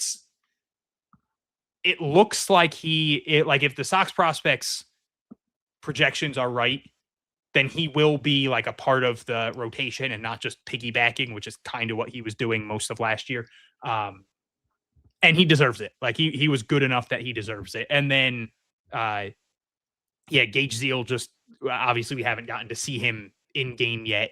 But he's someone who I think will end up being a better addition than people expected. What trade was he in? I know he's from the White Sox. The Jordan Hicks trade. It was the Jordan Hicks trade. Okay, thank you. Because I know they also traded, like Chris Murphy also went over there in a trade, and I just couldn't remember if it was, okay. So it was, so he was like the piece back that, because it was mainly a salary dump, which, not to continuously crap on the guy, but whoa, buddy. It was classic Jordan Hicks debut for the White Sox. His Gage Deal and a player to be named later for Jordan Hicks, David Sandlin, 2 players to be named later in cash. Have we gotten any of those players to be named later yet? No, but also, why are there so many players to be named later in one trade? Yeah. I'll never kind of really understand players to be named later. Like, what are you trying to figure out? I get if there's one, but why are there 3 in a trade and 2 of them going to one direction and one going in the other direction? Like, just cancel those 2 out. How about the Red Sox just give the White Sox 1 player to be named later and they forget the other 2? I guess. Yeah. I don't know. But yeah, Jordan Hicks, buddy. Woo. I think he gave up 4 runs in like 2/3 of an inning. It was. Hey, he throws hard at least. It's very funny to see. Because Red Sox fans, like, we're not innocent. We did the same exact thing. When he came over, a lot of Red Sox fans were like, well, he throws 102. Like, if you could just correct him. He hasn't thrown 102 in a while, and I said that. Yeah. I want, like, if this was 104, 105, Jordan Hicks, okay. Yeah. But, like, that was the big talking point, was like, man, he throws hard. If we could just fix him. And then it didn't work, and Cardinals fans were laughing at it. It's like, we've been saying that for years, idiots. And then the Red Sox. To be fair, his last year with the Cardinals, he was actually good. Like, that's the funny thing about it. And then the last time he's been good. Yeah. And then the Red Sox traded him to the White Sox, and White Sox fans were like, oh, well, he throws really hard. We can fix him. And every Red Sox fan was like, all right, buddy.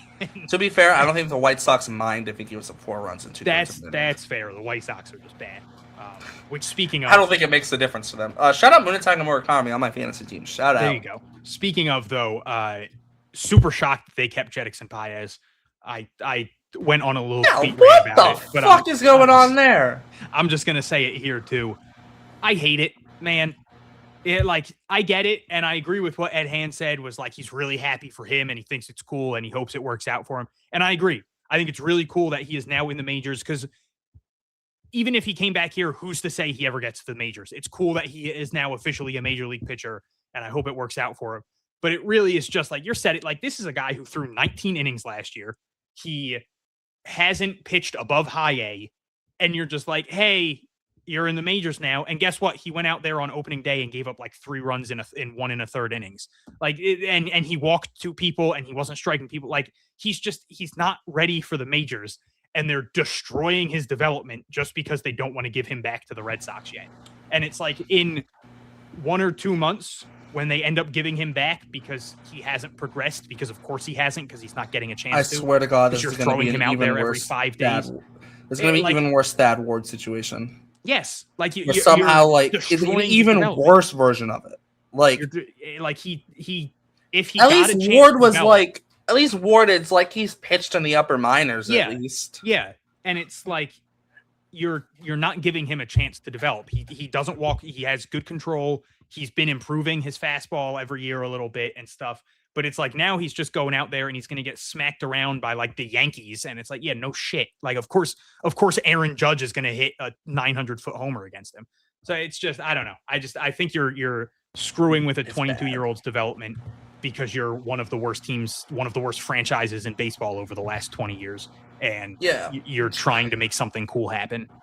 Just for what it's worth, Ward had a 2.43 ERA in Double-A Portland in 2022, and that was in 33 1/3 innings.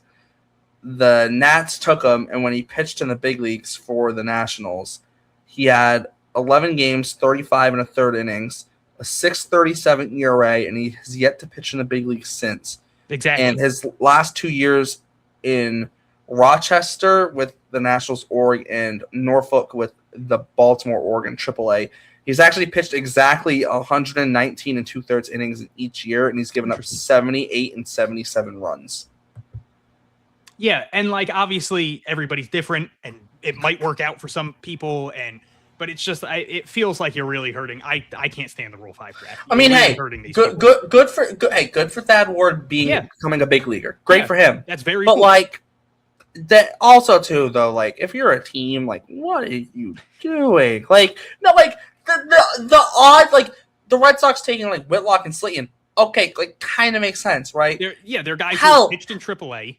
Well, they're relievers though. Yeah, like and they're relievers. Ryan Whitlock, Watson. Technically, they brought him in as a reliever. Yeah, and then they tried to, Ryan Watson, reliever. Like, duh. Like, you're like even the Jonathan Aruz pick the 2020 season.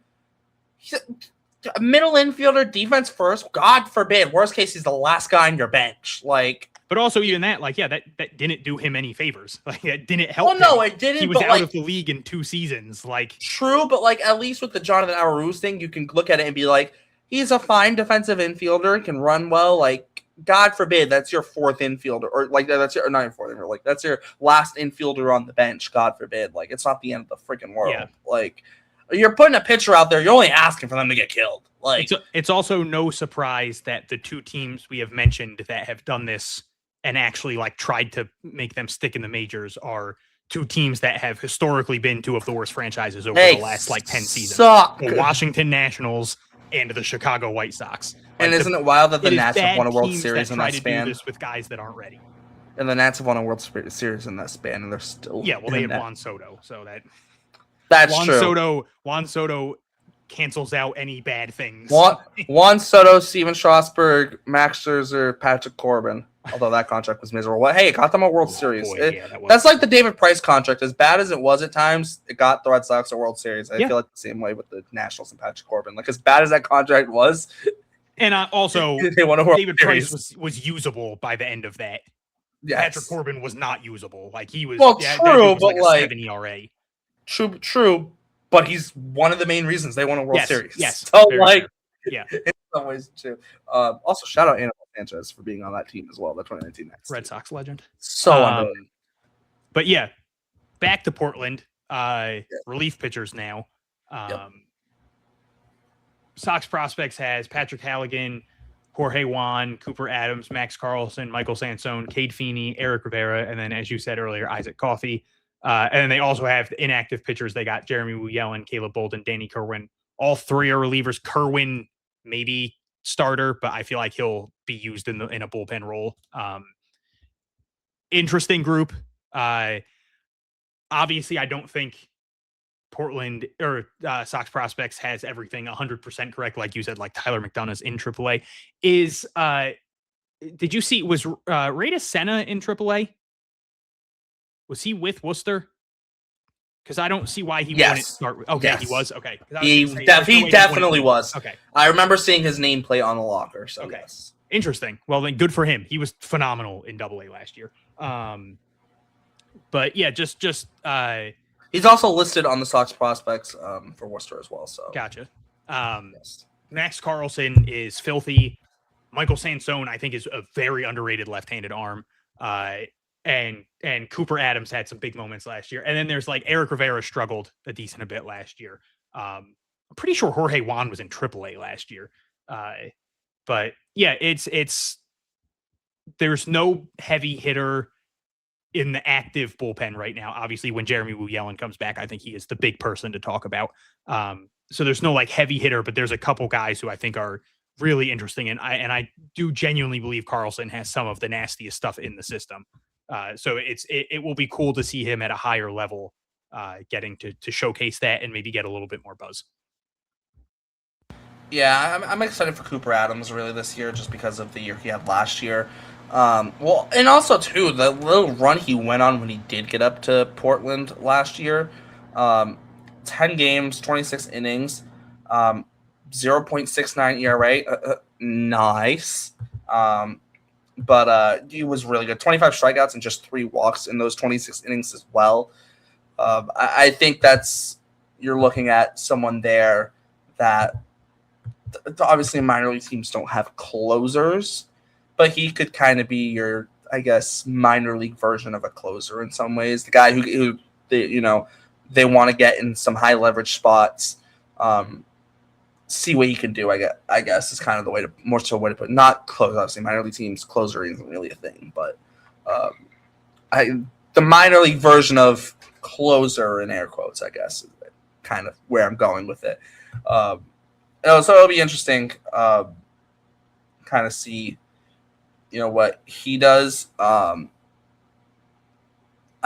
think too, just this is a bullpen that it's a little bit weird, just because I'm kind of like also peeking a little bit the Greenville's pitching staff, and Greenville has so many starters where like I have a feeling Portland's going to somewhat turn into a little bit of a piggyback situation again, just for the obscene amount of starters in Greenville, and even Greenville will probably be in some sort of piggyback situation to start the year. So kind of peeking over at that and looking at Portland's roster, I think it definitely sometime around the middle of the year very well could be seeing piggybacks in Portland, kind of lessening the amount of true relievers, I guess, in the bullpen. I guess is kind of the way to put it. Anything else on Portland, Hunter? All right, we're all good. Let's bump now to Salem. And I do want to stick on the pitching side of things. So I think this pitching staff is going to be extremely fun. Juan Valera, Kyson Witherspoon, Anthony Ianson, Marcus Phillips, Alex Bouchard, and JoJo Ingracia. Also on that list, a lot of Pesky Report alums. So that's a fun one. Also, their piggyback list is Austin Ehrlicher. It's been a while. Ehrlicher, it was Ehrlicher, had it right the first time.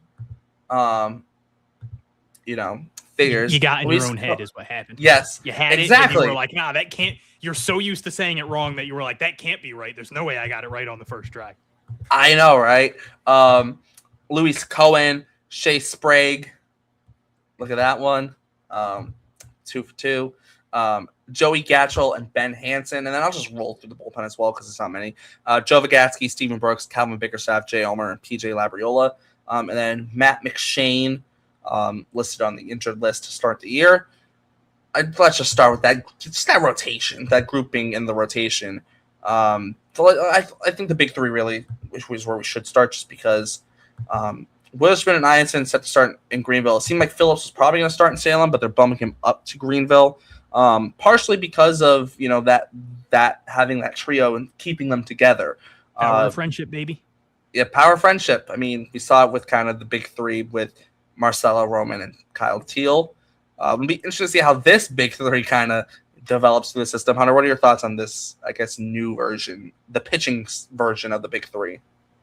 I mean, big four, I guess, because like Juan Valera is also well, there. true, but like Valera wasn't part of that group.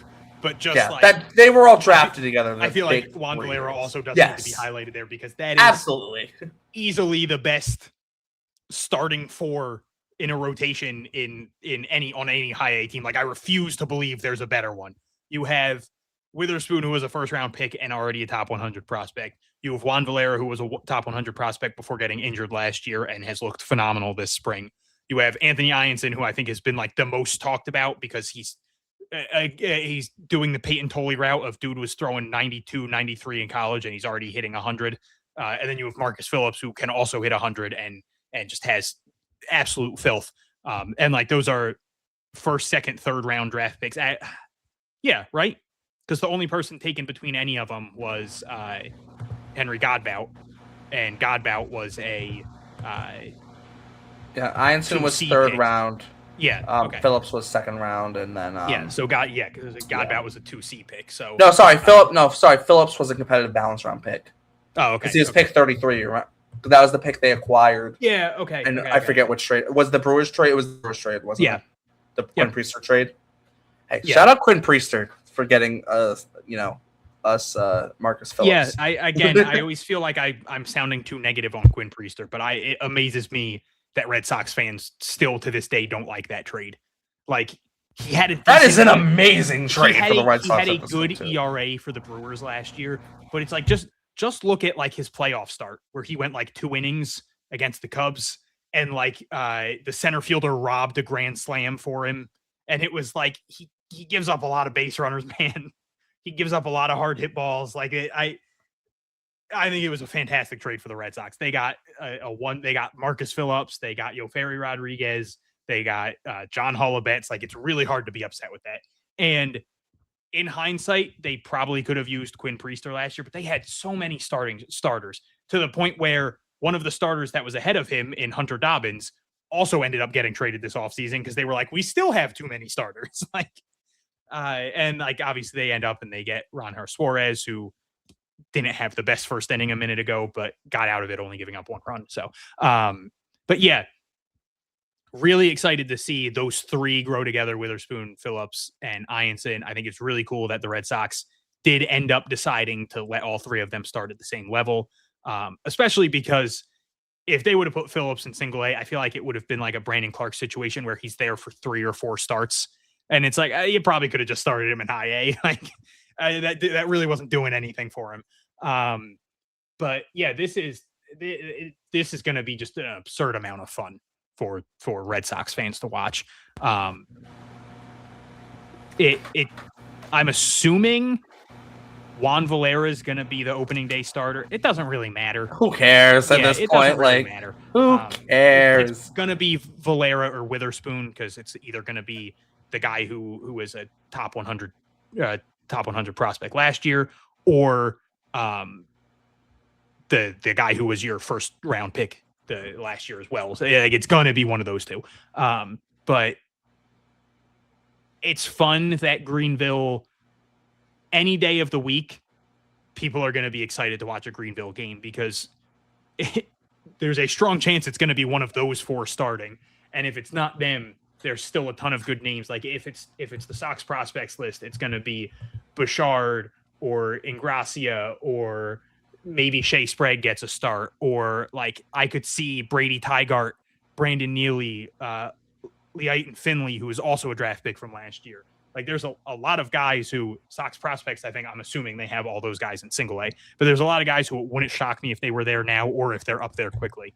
Tiger is listed on Sox prospects on the minor league 60 day.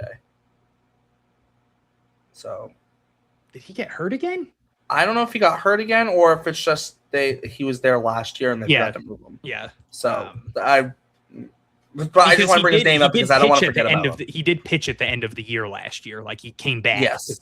So I just don't want us to forget about him because when we read the sale of him rotation, he won't. Gotcha. It could also just be a case of like Andrew Parker was telling us the last week that sometimes they just have to throw people around because a roster move gets made and it's like they're like, all right, well now we have 34 players here, so we're just going to stick these guys inactive because it's not like they're 100% accurate. Like they literally are telling you these are projections. But yeah, it's going to be just appointment viewing every night, which is awesome. A couple weeks ago, I probably would have said Marcus Phillips was my bet to be like the crazy breakout. It's really hard to, and again, I think all of them are going to be great. I just posted my Greenville projections earlier today. Like the article finally came out, and my big prediction for Greenville was that all 4 of those starting pitchers at the top, Valera, Witherspoon, Phillips, and Ianson, end up on the top 100 prospect list by the end of the season. So it's not even like it's a bad, like, oh, now I don't think Marcus Phillips is going to be good. It's just really hard to bet against Anthony Ianson as the the major breakout after what we saw at the spring breakout game. Like that was just absurdly filthy, and I'm still salty that the Orioles broadcast wouldn't shut up and refused it. The man struck out the side, and all they said at the end was, and that's strike three. Like, they said nothing about him. He had a nice assortment of pitches, just like every pitcher that pitched in the game. Infuriating. But yeah, it's just that's impossible to not be incredibly excited to watch Greenville this year. Even if they didn't field an offense, they were just like, hey, we're just going to pitch. No one's going to hit. It would still be so fun to watch Greenville. And yes. I'm really going to be mad when I look at the schedule and they play freaking whatever that team is. I already can't think of who it is, where they don't have a broadcast, and it's just so gonna. Who? What is it? No, not Trashville. Sorry. Trashville. Obviously not Trashville, but like that'll creep up on us quickly, and it'll be disappointing because it'll be like, oh, you're missing out on, Witherspoon. Like last year, Payton Tolle's first minor league start was there, and we didn't get to see it. Now, obviously, it wasn't a great start, but so that'll be frustrating. But yeah, it's going to be so much fun to watch them. I now need to figure out who this is what team this is, because it's going to actually bother me if I don't figure it out. It is legitimately going to bother me so much. It's the Astros high A team, but I'm just going to look at. I think that is Trashville. It is Trashville. It is Trashville. What? Oh, Asheville. That's what you're getting. Trashville. I was so confused. I was like, why is he making up a team? Oh, you were just adding a TR. I'm an idiot. I forgot Asheville was a thing until I saw them on the thing. Yeah, okay, so they play Asheville 2 weeks into the season, and it's at Asheville, so that's frustrating. Damn it. Although it does, I will say, on the schedule, it says TV, Bally Sports Live, MLB TV. I wonder if they added a thing this year, or if it might also just say that for every team. I swear to God, they better have. Oh God, don't get started on Trashville. Just don't do it. They should become the Asheville trash cans. Just be so fitting. And then they should have a Trashville theme night. Just people banging trash cans. Dude, instead of the Rocket City Trash Pandas, like have them there you go. Screw Rocket City, make them the Asheville Trash Pandas, and have a night called Trashville. Yeah. Jake's gonna listen to this and be like, "What the fuck is wrong with Derek?" A lot, Jake. But yeah. Also, I will shout out Jojo Ingracia just because he didn't pitch much last year, but was really good when he pitched in 24 in Salem. So he's someone that I could very well see coming in and very much pitching very, very well. Only pitched 17 innings in Greenville last year. Did get 10 innings in the AFL, the Arizona Fall League. So I think that'll be interesting to see where he kind of how he pitches this year, because he was a little bit more piggyback-ish with Salem in 24. So and then last year he was fully out of the bullpen, albeit 17 innings in 4 games. But just the 4 bullpen appearances only doesn't tell the full story. But it'll be interesting to see whether or not he does start or is more of a piggyback this year. I think that'll be. What role he's in, I think, will be interesting, but also could potentially even be a little bit telling to see how the Red Sox feel about him. With that, anyone else on the pitching side, Hunter, that we want to touch on? I don't think so. I think we're good. Yeah, I think we're good. Obviously, we don't want to get too deep in the weeds, too, because we still have another team to get through. We're almost at the 2-hour mark as well. I'll just throw that out there. We're making Jake proud here, aren't we? Let's start with the catching situation here in Greenville. Projected starter catcher is Gerardo Rodriguez. Then the backups are Hudson White and Adonis Guzman. Hopefully I said that correctly. There's no pronunciation on Sox prospects, so there's nothing to go by. So I'm hoping I said that right. How do you feel about this catching group, Hunter? Obviously, near the end of last year, Rodriguez was really a standout at the end of last year, getting that late year promotion to Salem from the FCL. He should be the leader of this catcher group, I think. Here's my question. Where the hell's Johan Fran Garcia? Oh, true. He is straight up not on any of their projections. Oh. Like they don't even have him on like the Fort Myers complex / inactive. He's on the extended spring training taxi squad when you go down there with Andrew Mussett. Interesting. Oh yeah, there he is. Interesting. Did he get hurt? I haven't seen anything about that. I'm gonna pretend Johan Fran Garcia is on this group. Yeah, because I want to mention Johan Fran Garcia. Yes, go ahead. awesome year last year, coming off injury. Looked really good offensively. Struck out a little bit too much, but also had missed over a year of action. And immediately got bumped up to high A, a level he had never played at before. After barely playing in single A either. I think it was really telling that he played a ton of catcher coming off an ACL injury. Like there was genuine wonder of like, are they going to keep him at catcher at this point? Like the bat's really good. Do they just say, screw it? You're coming off a bad leg injury. There's no reason to hurt you anymore. Let's just make him a first baseman. I think that tells you that they believe in his defense. I think he's a good defensive catcher. I think he has a good arm.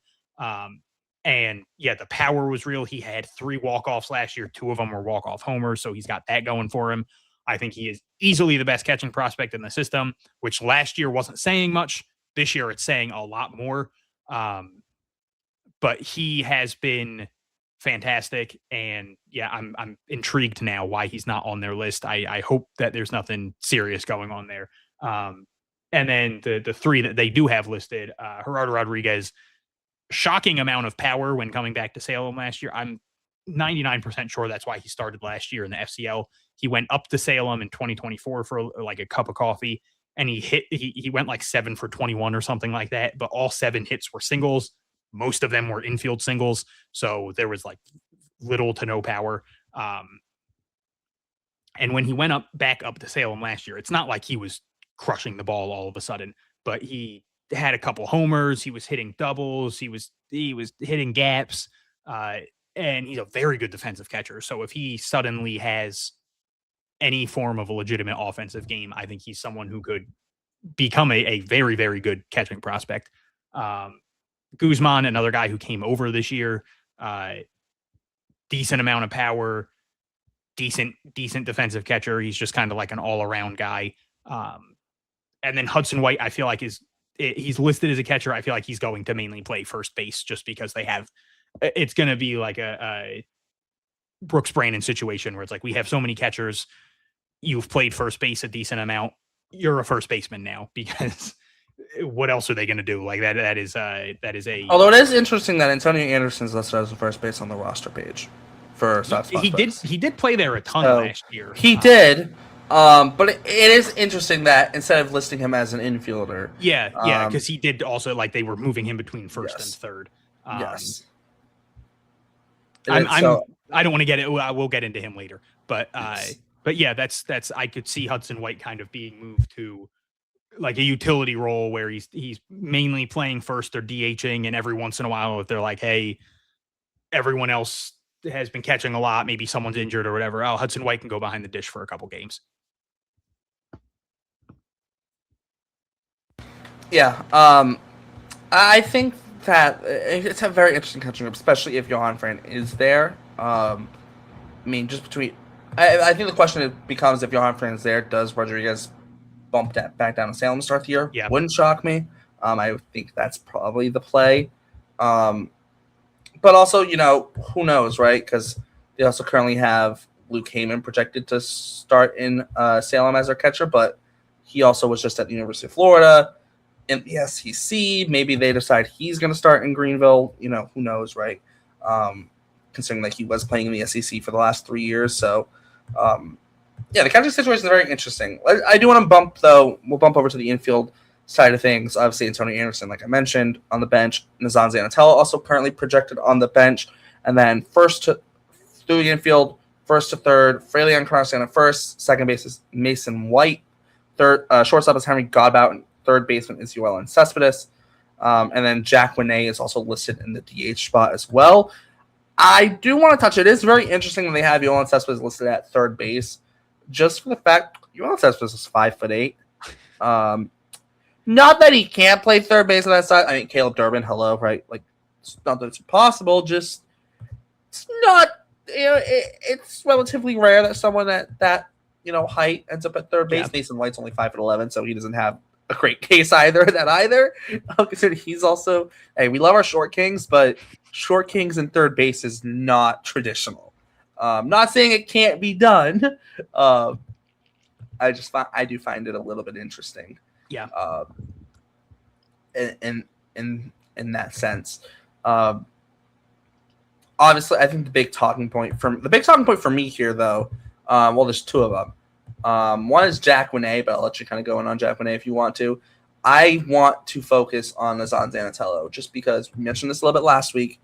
The guy's still only 20 years old, right? Nazan Zanatello, obviously, yes, he's had two really, really, really, really rough seasons. That cannot be understated. He's had two very rough seasons, but he's still only 20 years old, right? Yeah. This is a kid that if he would have gone to college, he'd be entering his junior year of college right now, right? Right. There's a reason Zanatello was, a second round pick. There's a reason he was given a $3 million signing bonus. Now, obviously, not every draft pick you make is going to pan out, right? It's the unfortunate reality of things. But in some ways, this is a little bit of a make or break year for Zanatello. And it sucks to say that because he's only 20 years old, but this is going to be his second year in Greenville. You can make the argument that last year was an aggressive promotion. You absolutely could. But you look at it this year, his third year of the system, you really can argue he should be in Greenville right now.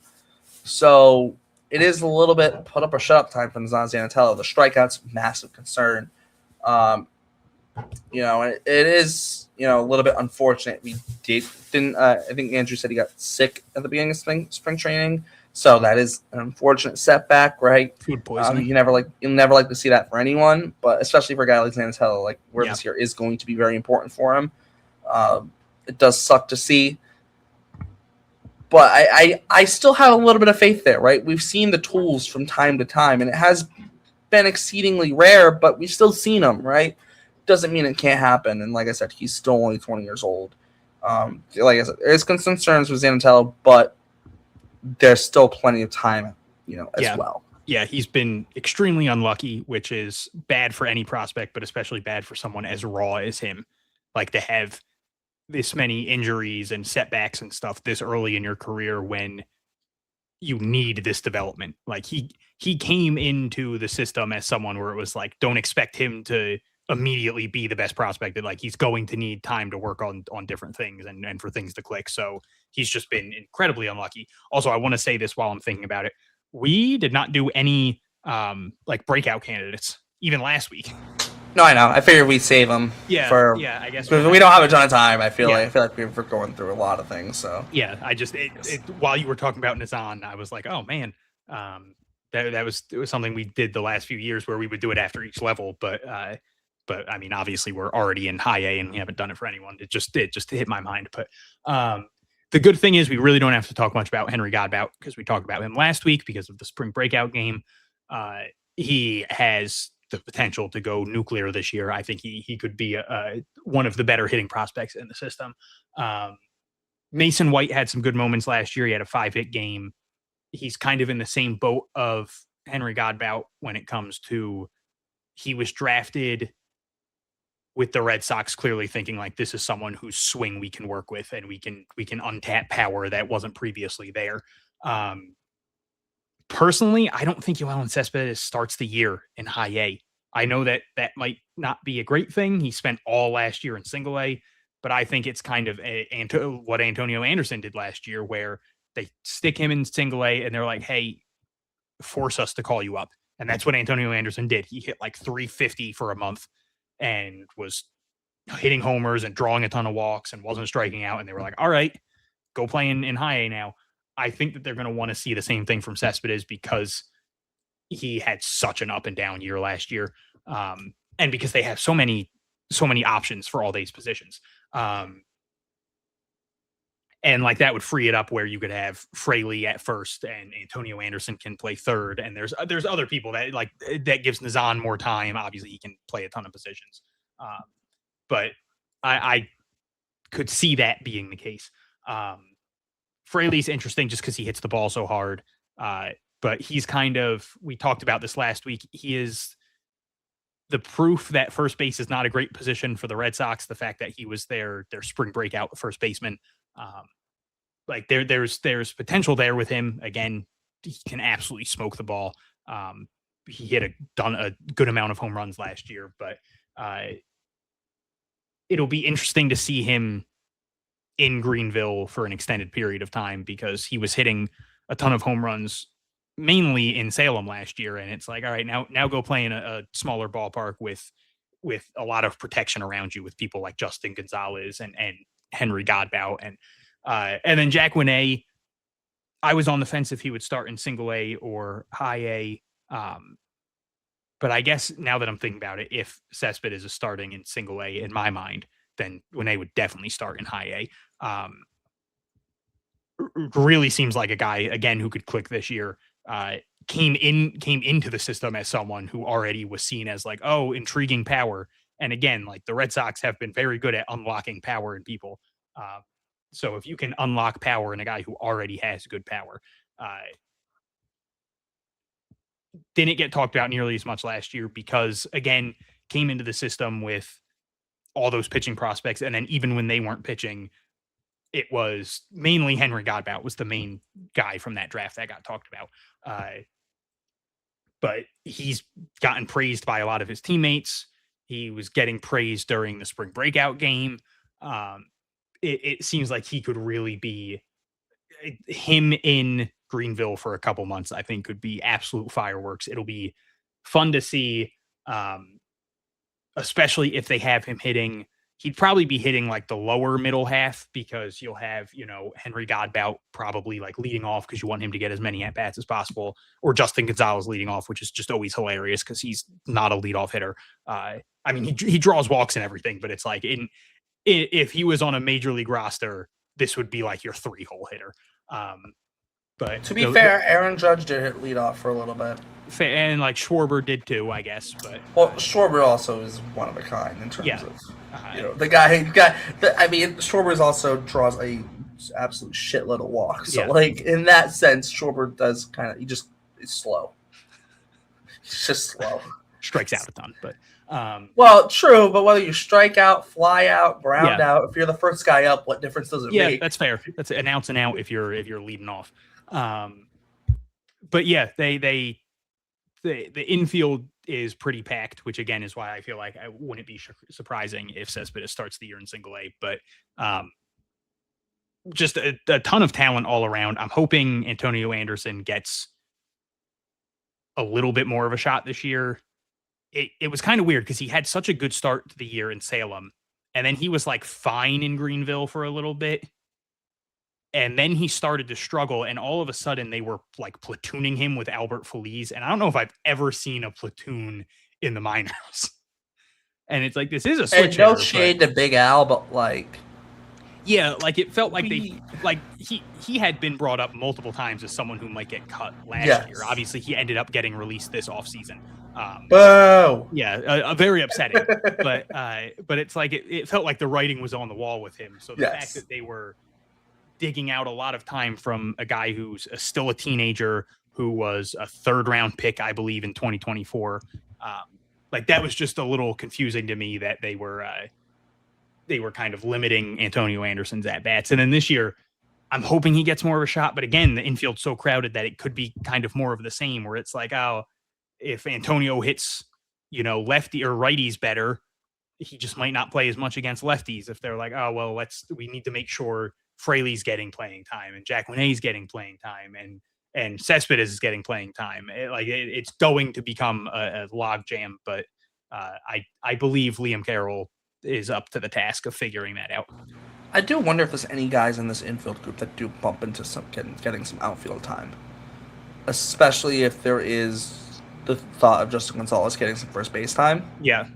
right? I do wonder if like maybe a Zanatello, right, could potentially bump in the Yeah, I outfield. mean, albeit him being drafted. sick to start spring training is definitely a little bit of a concern. I wonder if, or like I know you mentioned Yoellen maybe starting the year in Salem, but like Yoellen could see him as like a left field like candidate, right?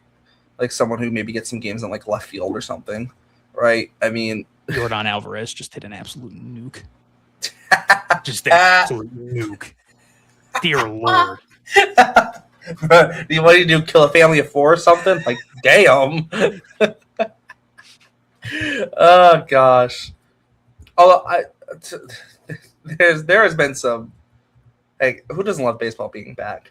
There has been some absolute moonballs. Yeah. Hey, talk about moonballs. Freaking Murakami has been. Yeah. Nukes. But like you said, Zanatello would probably be the guy that moves there, just because like that's been a talk with him for a while.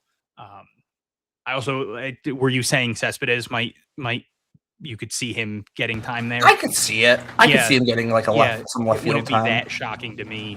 Like he's not a great defensive infielder. He's not miserable or anything, but again, just kind of Mason White as well has played some outfield before. Mason White.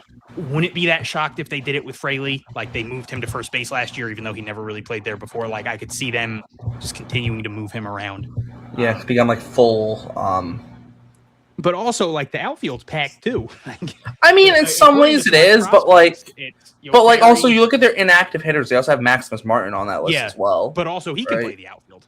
Well, exactly. But like he's still primary infielder, right? You look at kind of your primary outfielders. It's Yoferi Rodriguez, Isaiah Jackson, Justin Gonzalez, but he might be getting some first base time.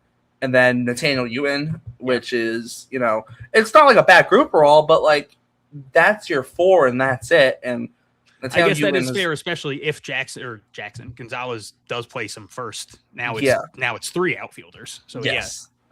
Like I wouldn't be shocked to see maybe someone getting some outfield time in that kind of infield group. But I mean, hey, this is a fun outfield. I mean, we talked a little bit last week about how Red Sox have a bunch of guys who can just go and get it. And Isaiah Jackson will definitely be able to play center field. Yoferi Rodriguez, obviously, we saw last year with him in Greenville, with him being good defensively. He played all over the place in outfield, but it feels like he'll likely end up in left field. And then Justin Gonzalez, obviously. I mean, what is there to say about Justin Gonzalez? I mean, come on. The guy's a mammoth. He got taller. Taller. He's now officially 6'7". So he's 6 foot. So Sox Prospect has him listed at 6'5", 270. I would assume it's probably 6'7", 270.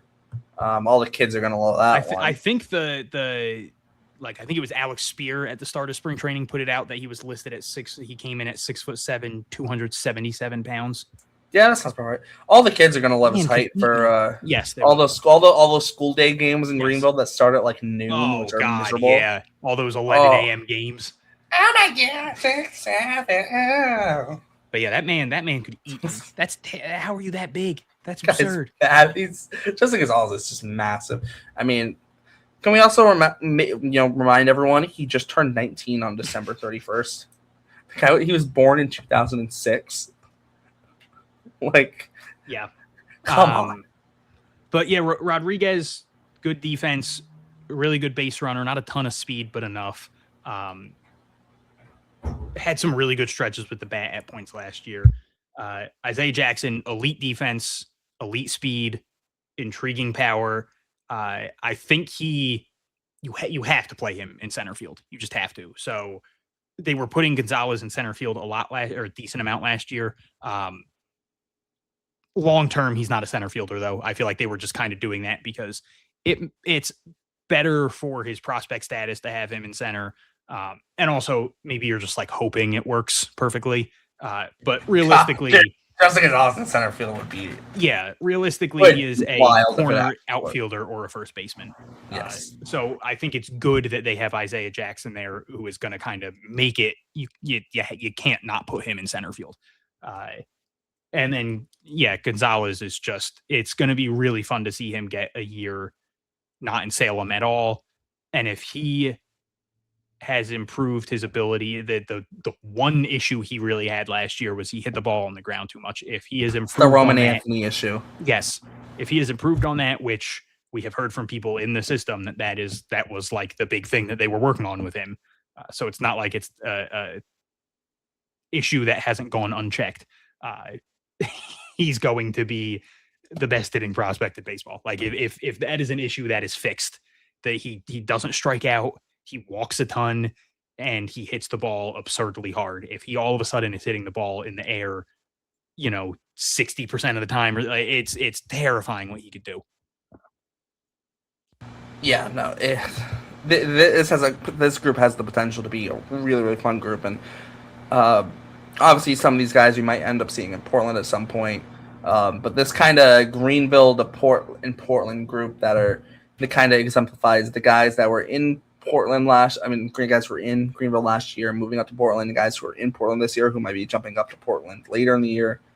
It's like this kind of group where it's funny because I find high A and double A, albeit kind of the biggest jump. Also, they kind of mesh a lot over the course of the year. So it'll be really interesting to see kind of who moves up from Greenville. And I think pretty much all three of those guys will have the chance depending on how they play. So I think it's going to be a really fun group. We are at the 2 hour and 10-minute mark, so let's bump over to Salem. The newly minted Salem Ridgeacs. Hell yeah. You have to remember to not call them the Salem Red Sox because they are no longer the Salem Red Sox. They are the Salem Ridgeacs. I will say, and I mentioned this when I first named it, Ridgeacs does feel like a little bit of a mouthful. Let's call them the Yaks. Yeah, to be fair, just having yaks across the chest would be kind of cool. Just yaks. And then when they hit a home runs, you call them Yak Jacks. Come on, I do know that it was significant to the area somehow. I've no, true, but yeah. It does definitely feel a little bit a little bit of a mouthful. Although their logo is kind of cool. My only, and this isn't a Salem gripe, it's just a gripe with a lot of minor league teams. I feel like a lot of teams have blue in their logo. Fair. This isn't a Salem gripe at all. This is just more a general minor league baseball gripe, or even sports gripe. A lot of teams have blue. Fair. Right?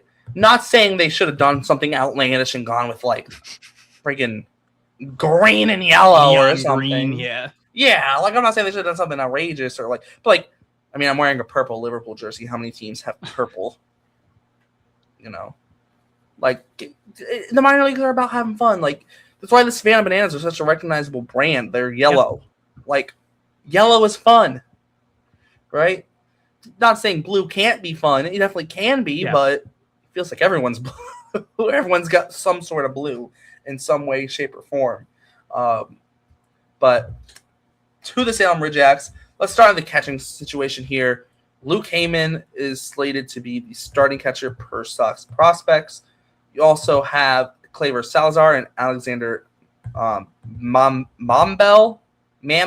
There's no pronunciation, so I would probably say Mamble. Yeah, that's what I'm assuming. And then, I will just mention Frederick Jimenez. Not that he necessarily will catch, because he typically is really mostly caught during spring training. But I guess as your kind of fourth catcher. We will mention him because his official listing on Sox Prospects is first base - catcher - outfield. So we'll give him a little shout out at the catcher spot. Interesting group. I think Luke Heyman's probably the standout here. Like I did mention, did play at Florida the last 3 years. With that does make me wonder if he will actually start in Salem or if they will just jump him up straight up to Greenville. Or even if he does start in Salem, how long will he be for Salem? I think is also another question mark. But this is a guy, he was a 14th round pick, but I feel like his pedigree maybe is a little bit higher than that. He was first team All-SEC in 2025 and was a potential mid-round pick when he was coming out of high school. You look to $230,000 signing bonus when he signed with the Mariners. Was acquired for Alex Hoppe.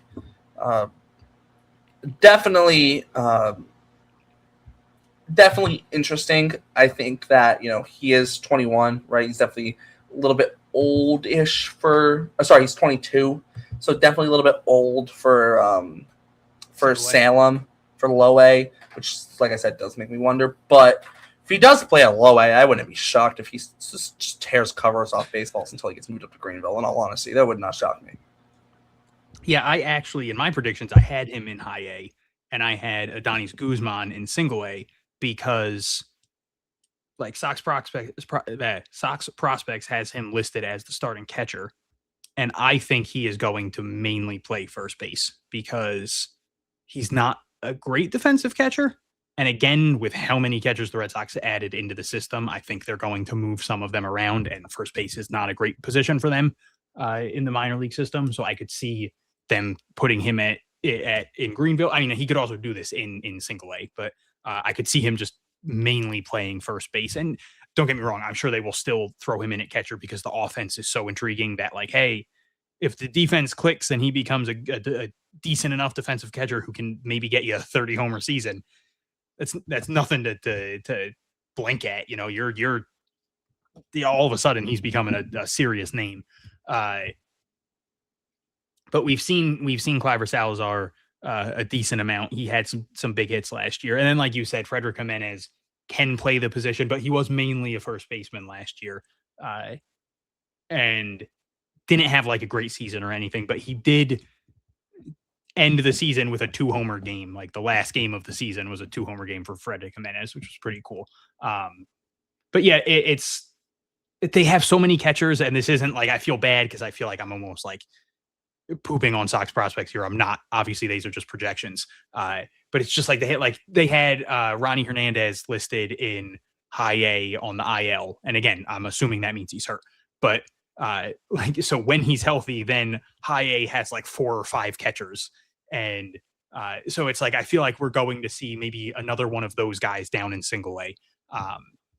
But if this is the group, as much as I just said, I think Luke Heyman will be a first baseman. I think if it is these 3, we will see a lot of Luke Heyman at catcher until he gets moved up to single or high A, and then maybe they start to throw in first base more. But this would be the weakest catcher group of like all the minor league system. So I could see them wanting to get Heyman some time at catcher. So maybe that's why they're starting him in single A, because they're like, hey, let's see if the catcher thing works out.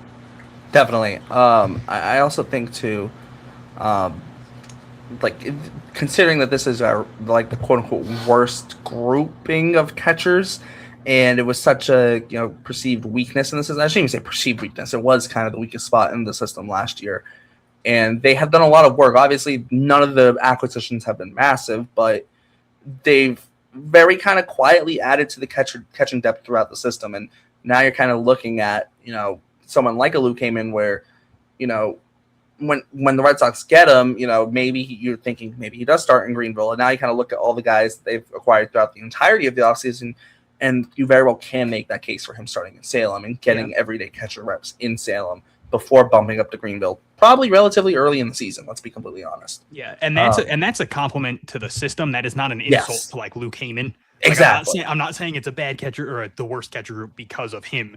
It's just that's how good all the other catching groups are. Like, yes. There's absolutely a world where Luke Heyman could be starting the year in high A, and it would be like, oh, cool, Luke Heyman's the starting. Like, if Luke Heyman, if we copy and pasted the same catcher group from last year, Luke Heyman would be the second best catching prospect in the system. Like, and now it's like there's just so many catchers where it's like, man, who's going where?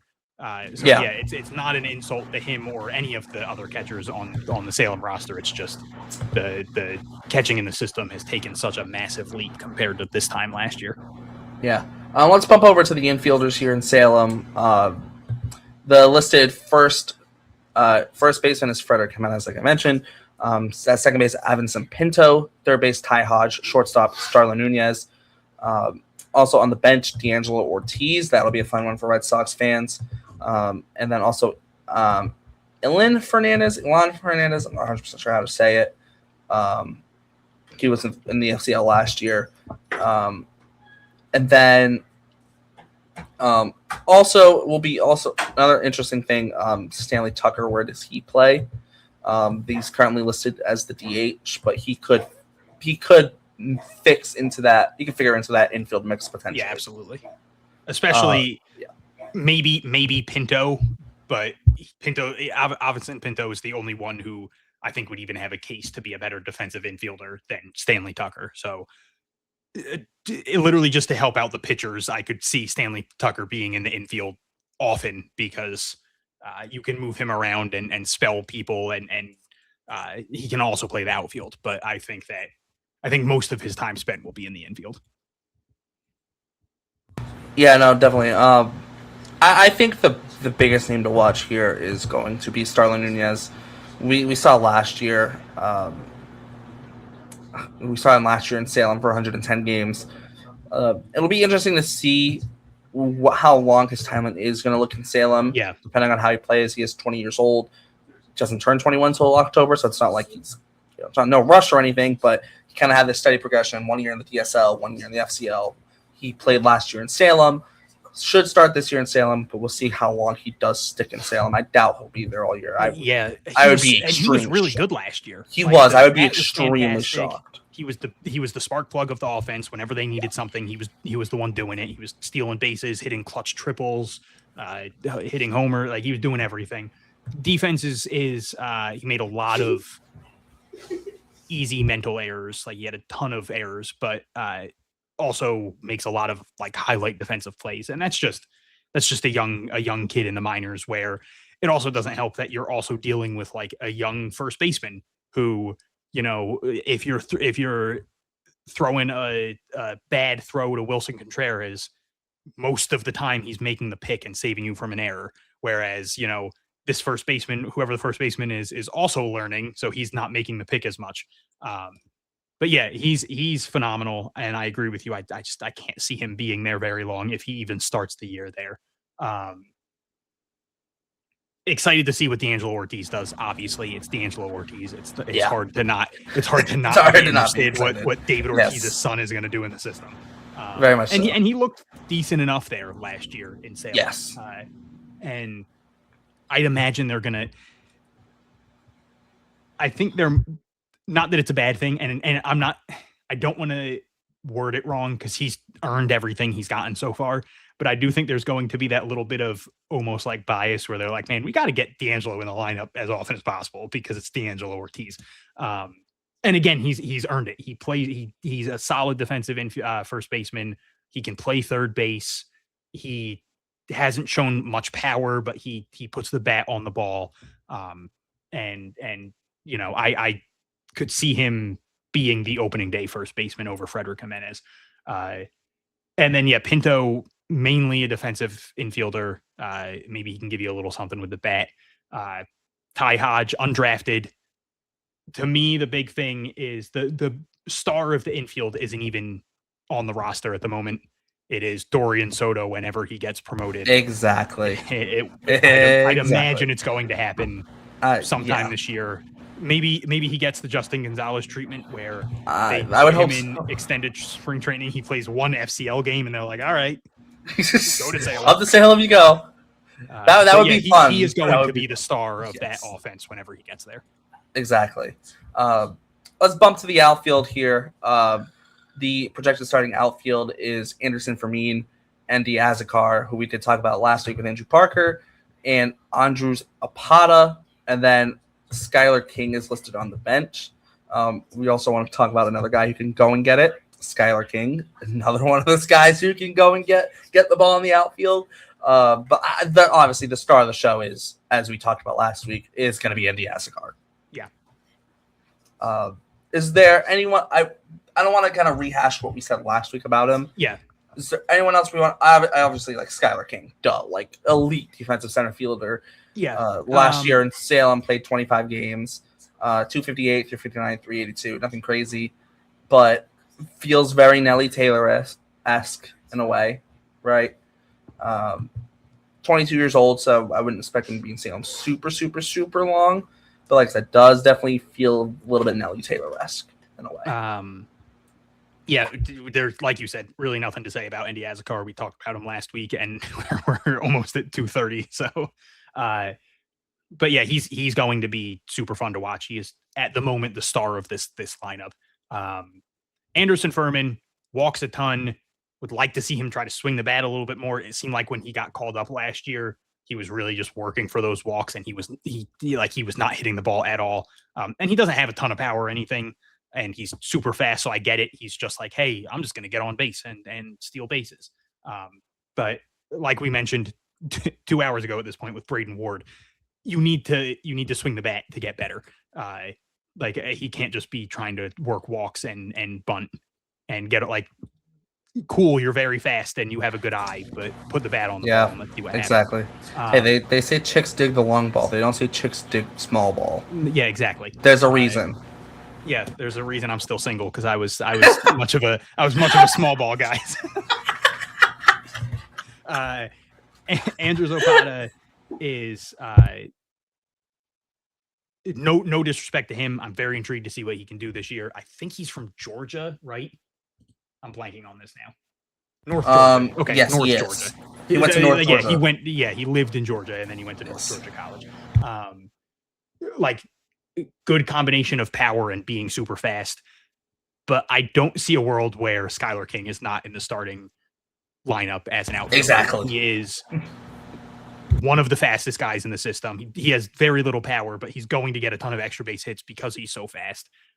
He is already one of the 3 best defensive outfielders in the minor league system for the Red Sox.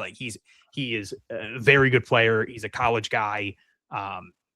I mean, Andrew Zapata is too, but he's a college guy with minor league experience. Let me put it that way. And to be fair, playing college for Skylar King in West Virginia is different than playing Division II. Yeah. It is. So just I feel like he will kind of be like the steadying hand there. And he's going to be a spark plug for the offense, even with the limited power, which limited power in Salem's fine anyway, because Salem's limiting everyone's power. And freaking hitters murder. Yeah. Murder. It's the opposite of murderer's row for the Yankees back in the day. It's a murderer's row for hitters in terms of killing any balls that get put in the air. So like you said, I don't think Skylar King will be there super, super long. Especially because, as we mentioned before, you turned me around on it quickly. Greenville doesn't have a ton of outfielders, especially if Justin Gonzalez does end up getting first base time. So I could see Skylar King getting, 1, maybe 2 months in Salem. And if he's hitting decent enough, they're like, all right, let's move you up because he's such a good defender, because he's so fast. So it's hard for me to see a world where Skylar King is not the opening day center fielder, right? They might put Andy Azakar at center field just because of that, but Azakar I feel like he played a decent amount of left field when he was in Salem. I feel like you put your elite tier defensive outfielder in center, because it's also about helping the pitchers. It's also about helping the defenders around you, and he's going to make the defenders around him better. He's going to help the pitchers, who are all young guys. A lot of the rotation are draft picks from last year who have yet to pitch in the minors. And it would be good for them to have one of the best defensive outfielders in the system in the outfield as much as possible. Yeah. Also, too, just a little bit you get Skylar King up to Greenville, you put him in that outfield with Yoferi and Isaiah Jackson. Just the question with that is, obviously Yoferi's playing left field. Which guy's playing center field? Where it really becomes the question, because not that it matters. It wouldn't matter because both guys, Isaiah Jackson and Skylar King, are both obscene defensively, but it also begging the question too of can we just get a game where you get a Nelly Taylor, Isaiah Jackson, and Skylar King outfield somehow, some way? It won't happen. Some pitchers in this system have been so blessed, man. Last year they had the Miguel Blaze, Nelly Taylor, Yoferi Rodriguez outfield, and it's I mean, look at nice to just be he hit it to the outfield. That's it. Look at someone like Connolly Early and the just elite outfielders he's gone through, or look at someone even like Payton Tolle. It's just not even fair. It is not fair. Any ball that any bloop that really should fall in doesn't. Any hard hit ball in the gap, your guy has a chance to catch it. It is honestly just obscene how good some of the defensive outfielders are for the Red Sox, and that continues even to the big league level, which it's kind of crazy because with all the talk about how defense is an issue for the Red Sox in their player development, but not in the outfield apparently, because they got some guys who can go and chase it down. Last but not least, we're going to bump into the Salem pitching, that pitching staff. Leighton Finley, Miles Patton, Dylan Brown, Ethan Walker, Barrett Morgan, and Brandon Neely. The projected starters, the piggybacks, Christian Fauch, Jacob Myers, Madison Frias, and Devin Futrell.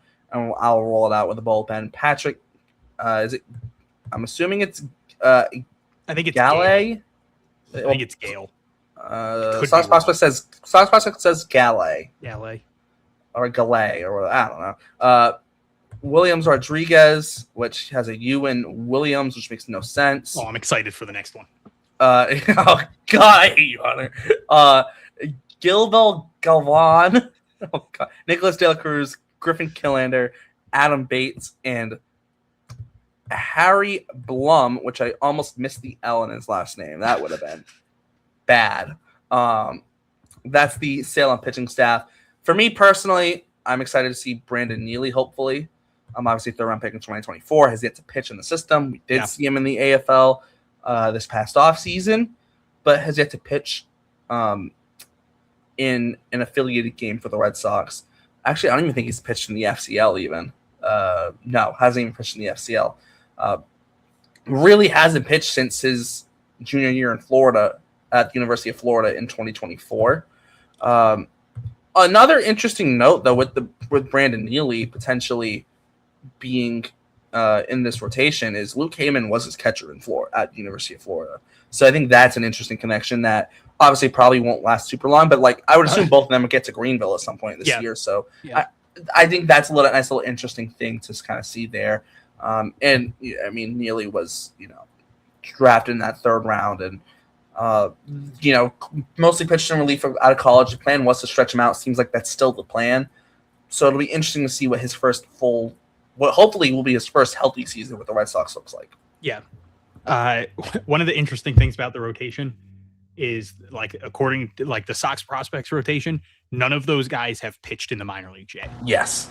Finley, Patton, Brown, Walker, Morgan are all 2025 draft picks who haven't pitched yet. And then, like you said, with Neely, 2024 injury, he just hasn't pitched yet. Gilman, it was 16th rounder coming out of D3. That's always fun to see those guys get a chance. I forget, one of them was drafted out of, I think it was Miles Patton is from Old Dominion. Nope.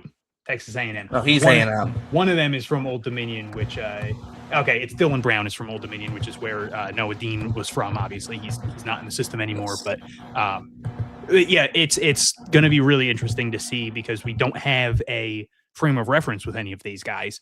And again, the Red Sox pitching lab it will completely change a lot of pitchers. So it's really hard to even be like, oh well, this is what they did in college, because it's they're probably going to be so different. Like sticking to Dylan Brown, the guy threw 90 in college, and it's he might go out there and be throwing 95 already. I don't know. Based on what Anthony Ionson's doing, exactly. I mean, freaking everyone might be. So we don't know what we're going to see from a lot of these guys.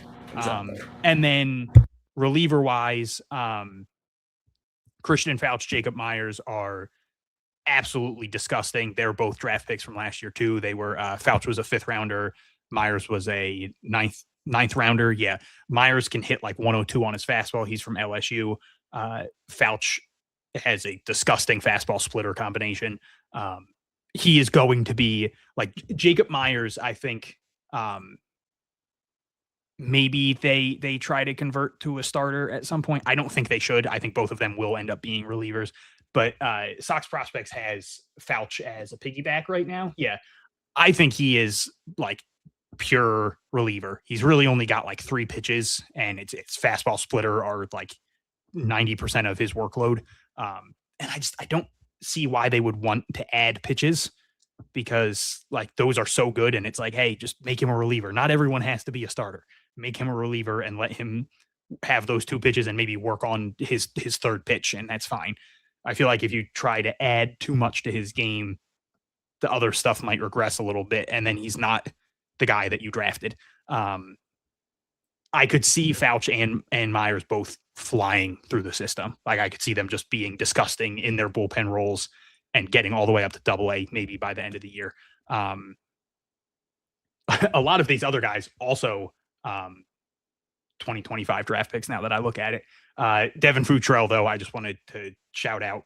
He was someone that Andrew Parker mentioned last week, so obviously we don't have to talk about him too much, but he was working with Garrett Crochet in the offseason. That immediately should flick into your mind like, oh, this is definitely someone to watch. Especially he was fantastic last year. He did not get talked about that much. Again, it's hard to talk about some of these guys in the system when there's massive names doing massive things. But yeah, this should be a very interesting group. There's a couple guys that are like on the fence at the level 2. Like Yermaine Rodriguez is probably going to get up there at some point. He's really fun to watch. Williams Rodriguez is on their list right now. Like he got a tiny sample of single A last year and he showcased some fun stuff. So Salem shouldn't have too much pitching problems. Like it's a ton of very talented college pitchers. I could see them not having many issues. Yeah, and then I'll also just the last person I'll chuck into the mix. The last man standing of the Rafael Devers trade in the Red Sox organization, Jose Bayo, is currently listed on the injured list for Sox prospects. So we'll see where he lands. But it is it's wild that he's already the last piece standing in that trade package. Poor guy. He's so bad. Like the good news for him is a lot of people probably wouldn't know that he's from that trade, but like anytime he gets brought up, there's going to be people that are like, he's the only one left. He better do something. And it makes it even worse. It's not even his fault, but he's not even the best Bayo in the system. Because obviously Brian Bayo does on the big league team. Like, duh. Like, that's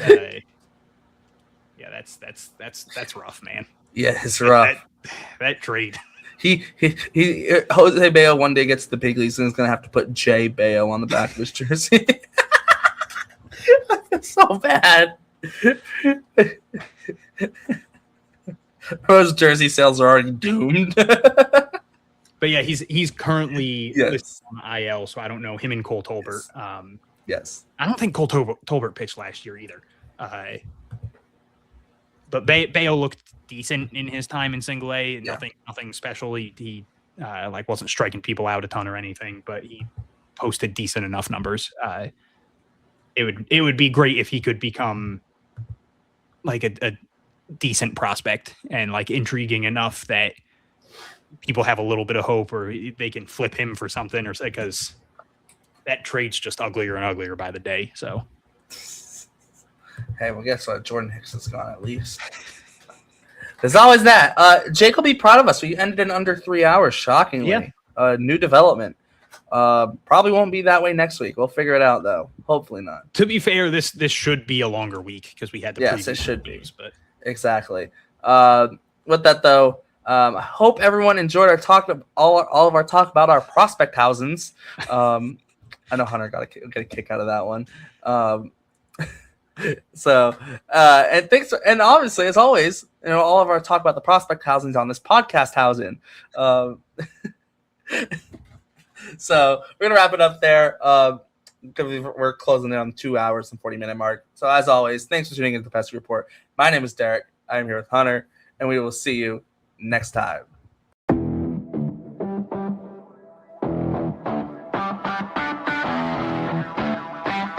Like, this is called the Pesky Report. Like.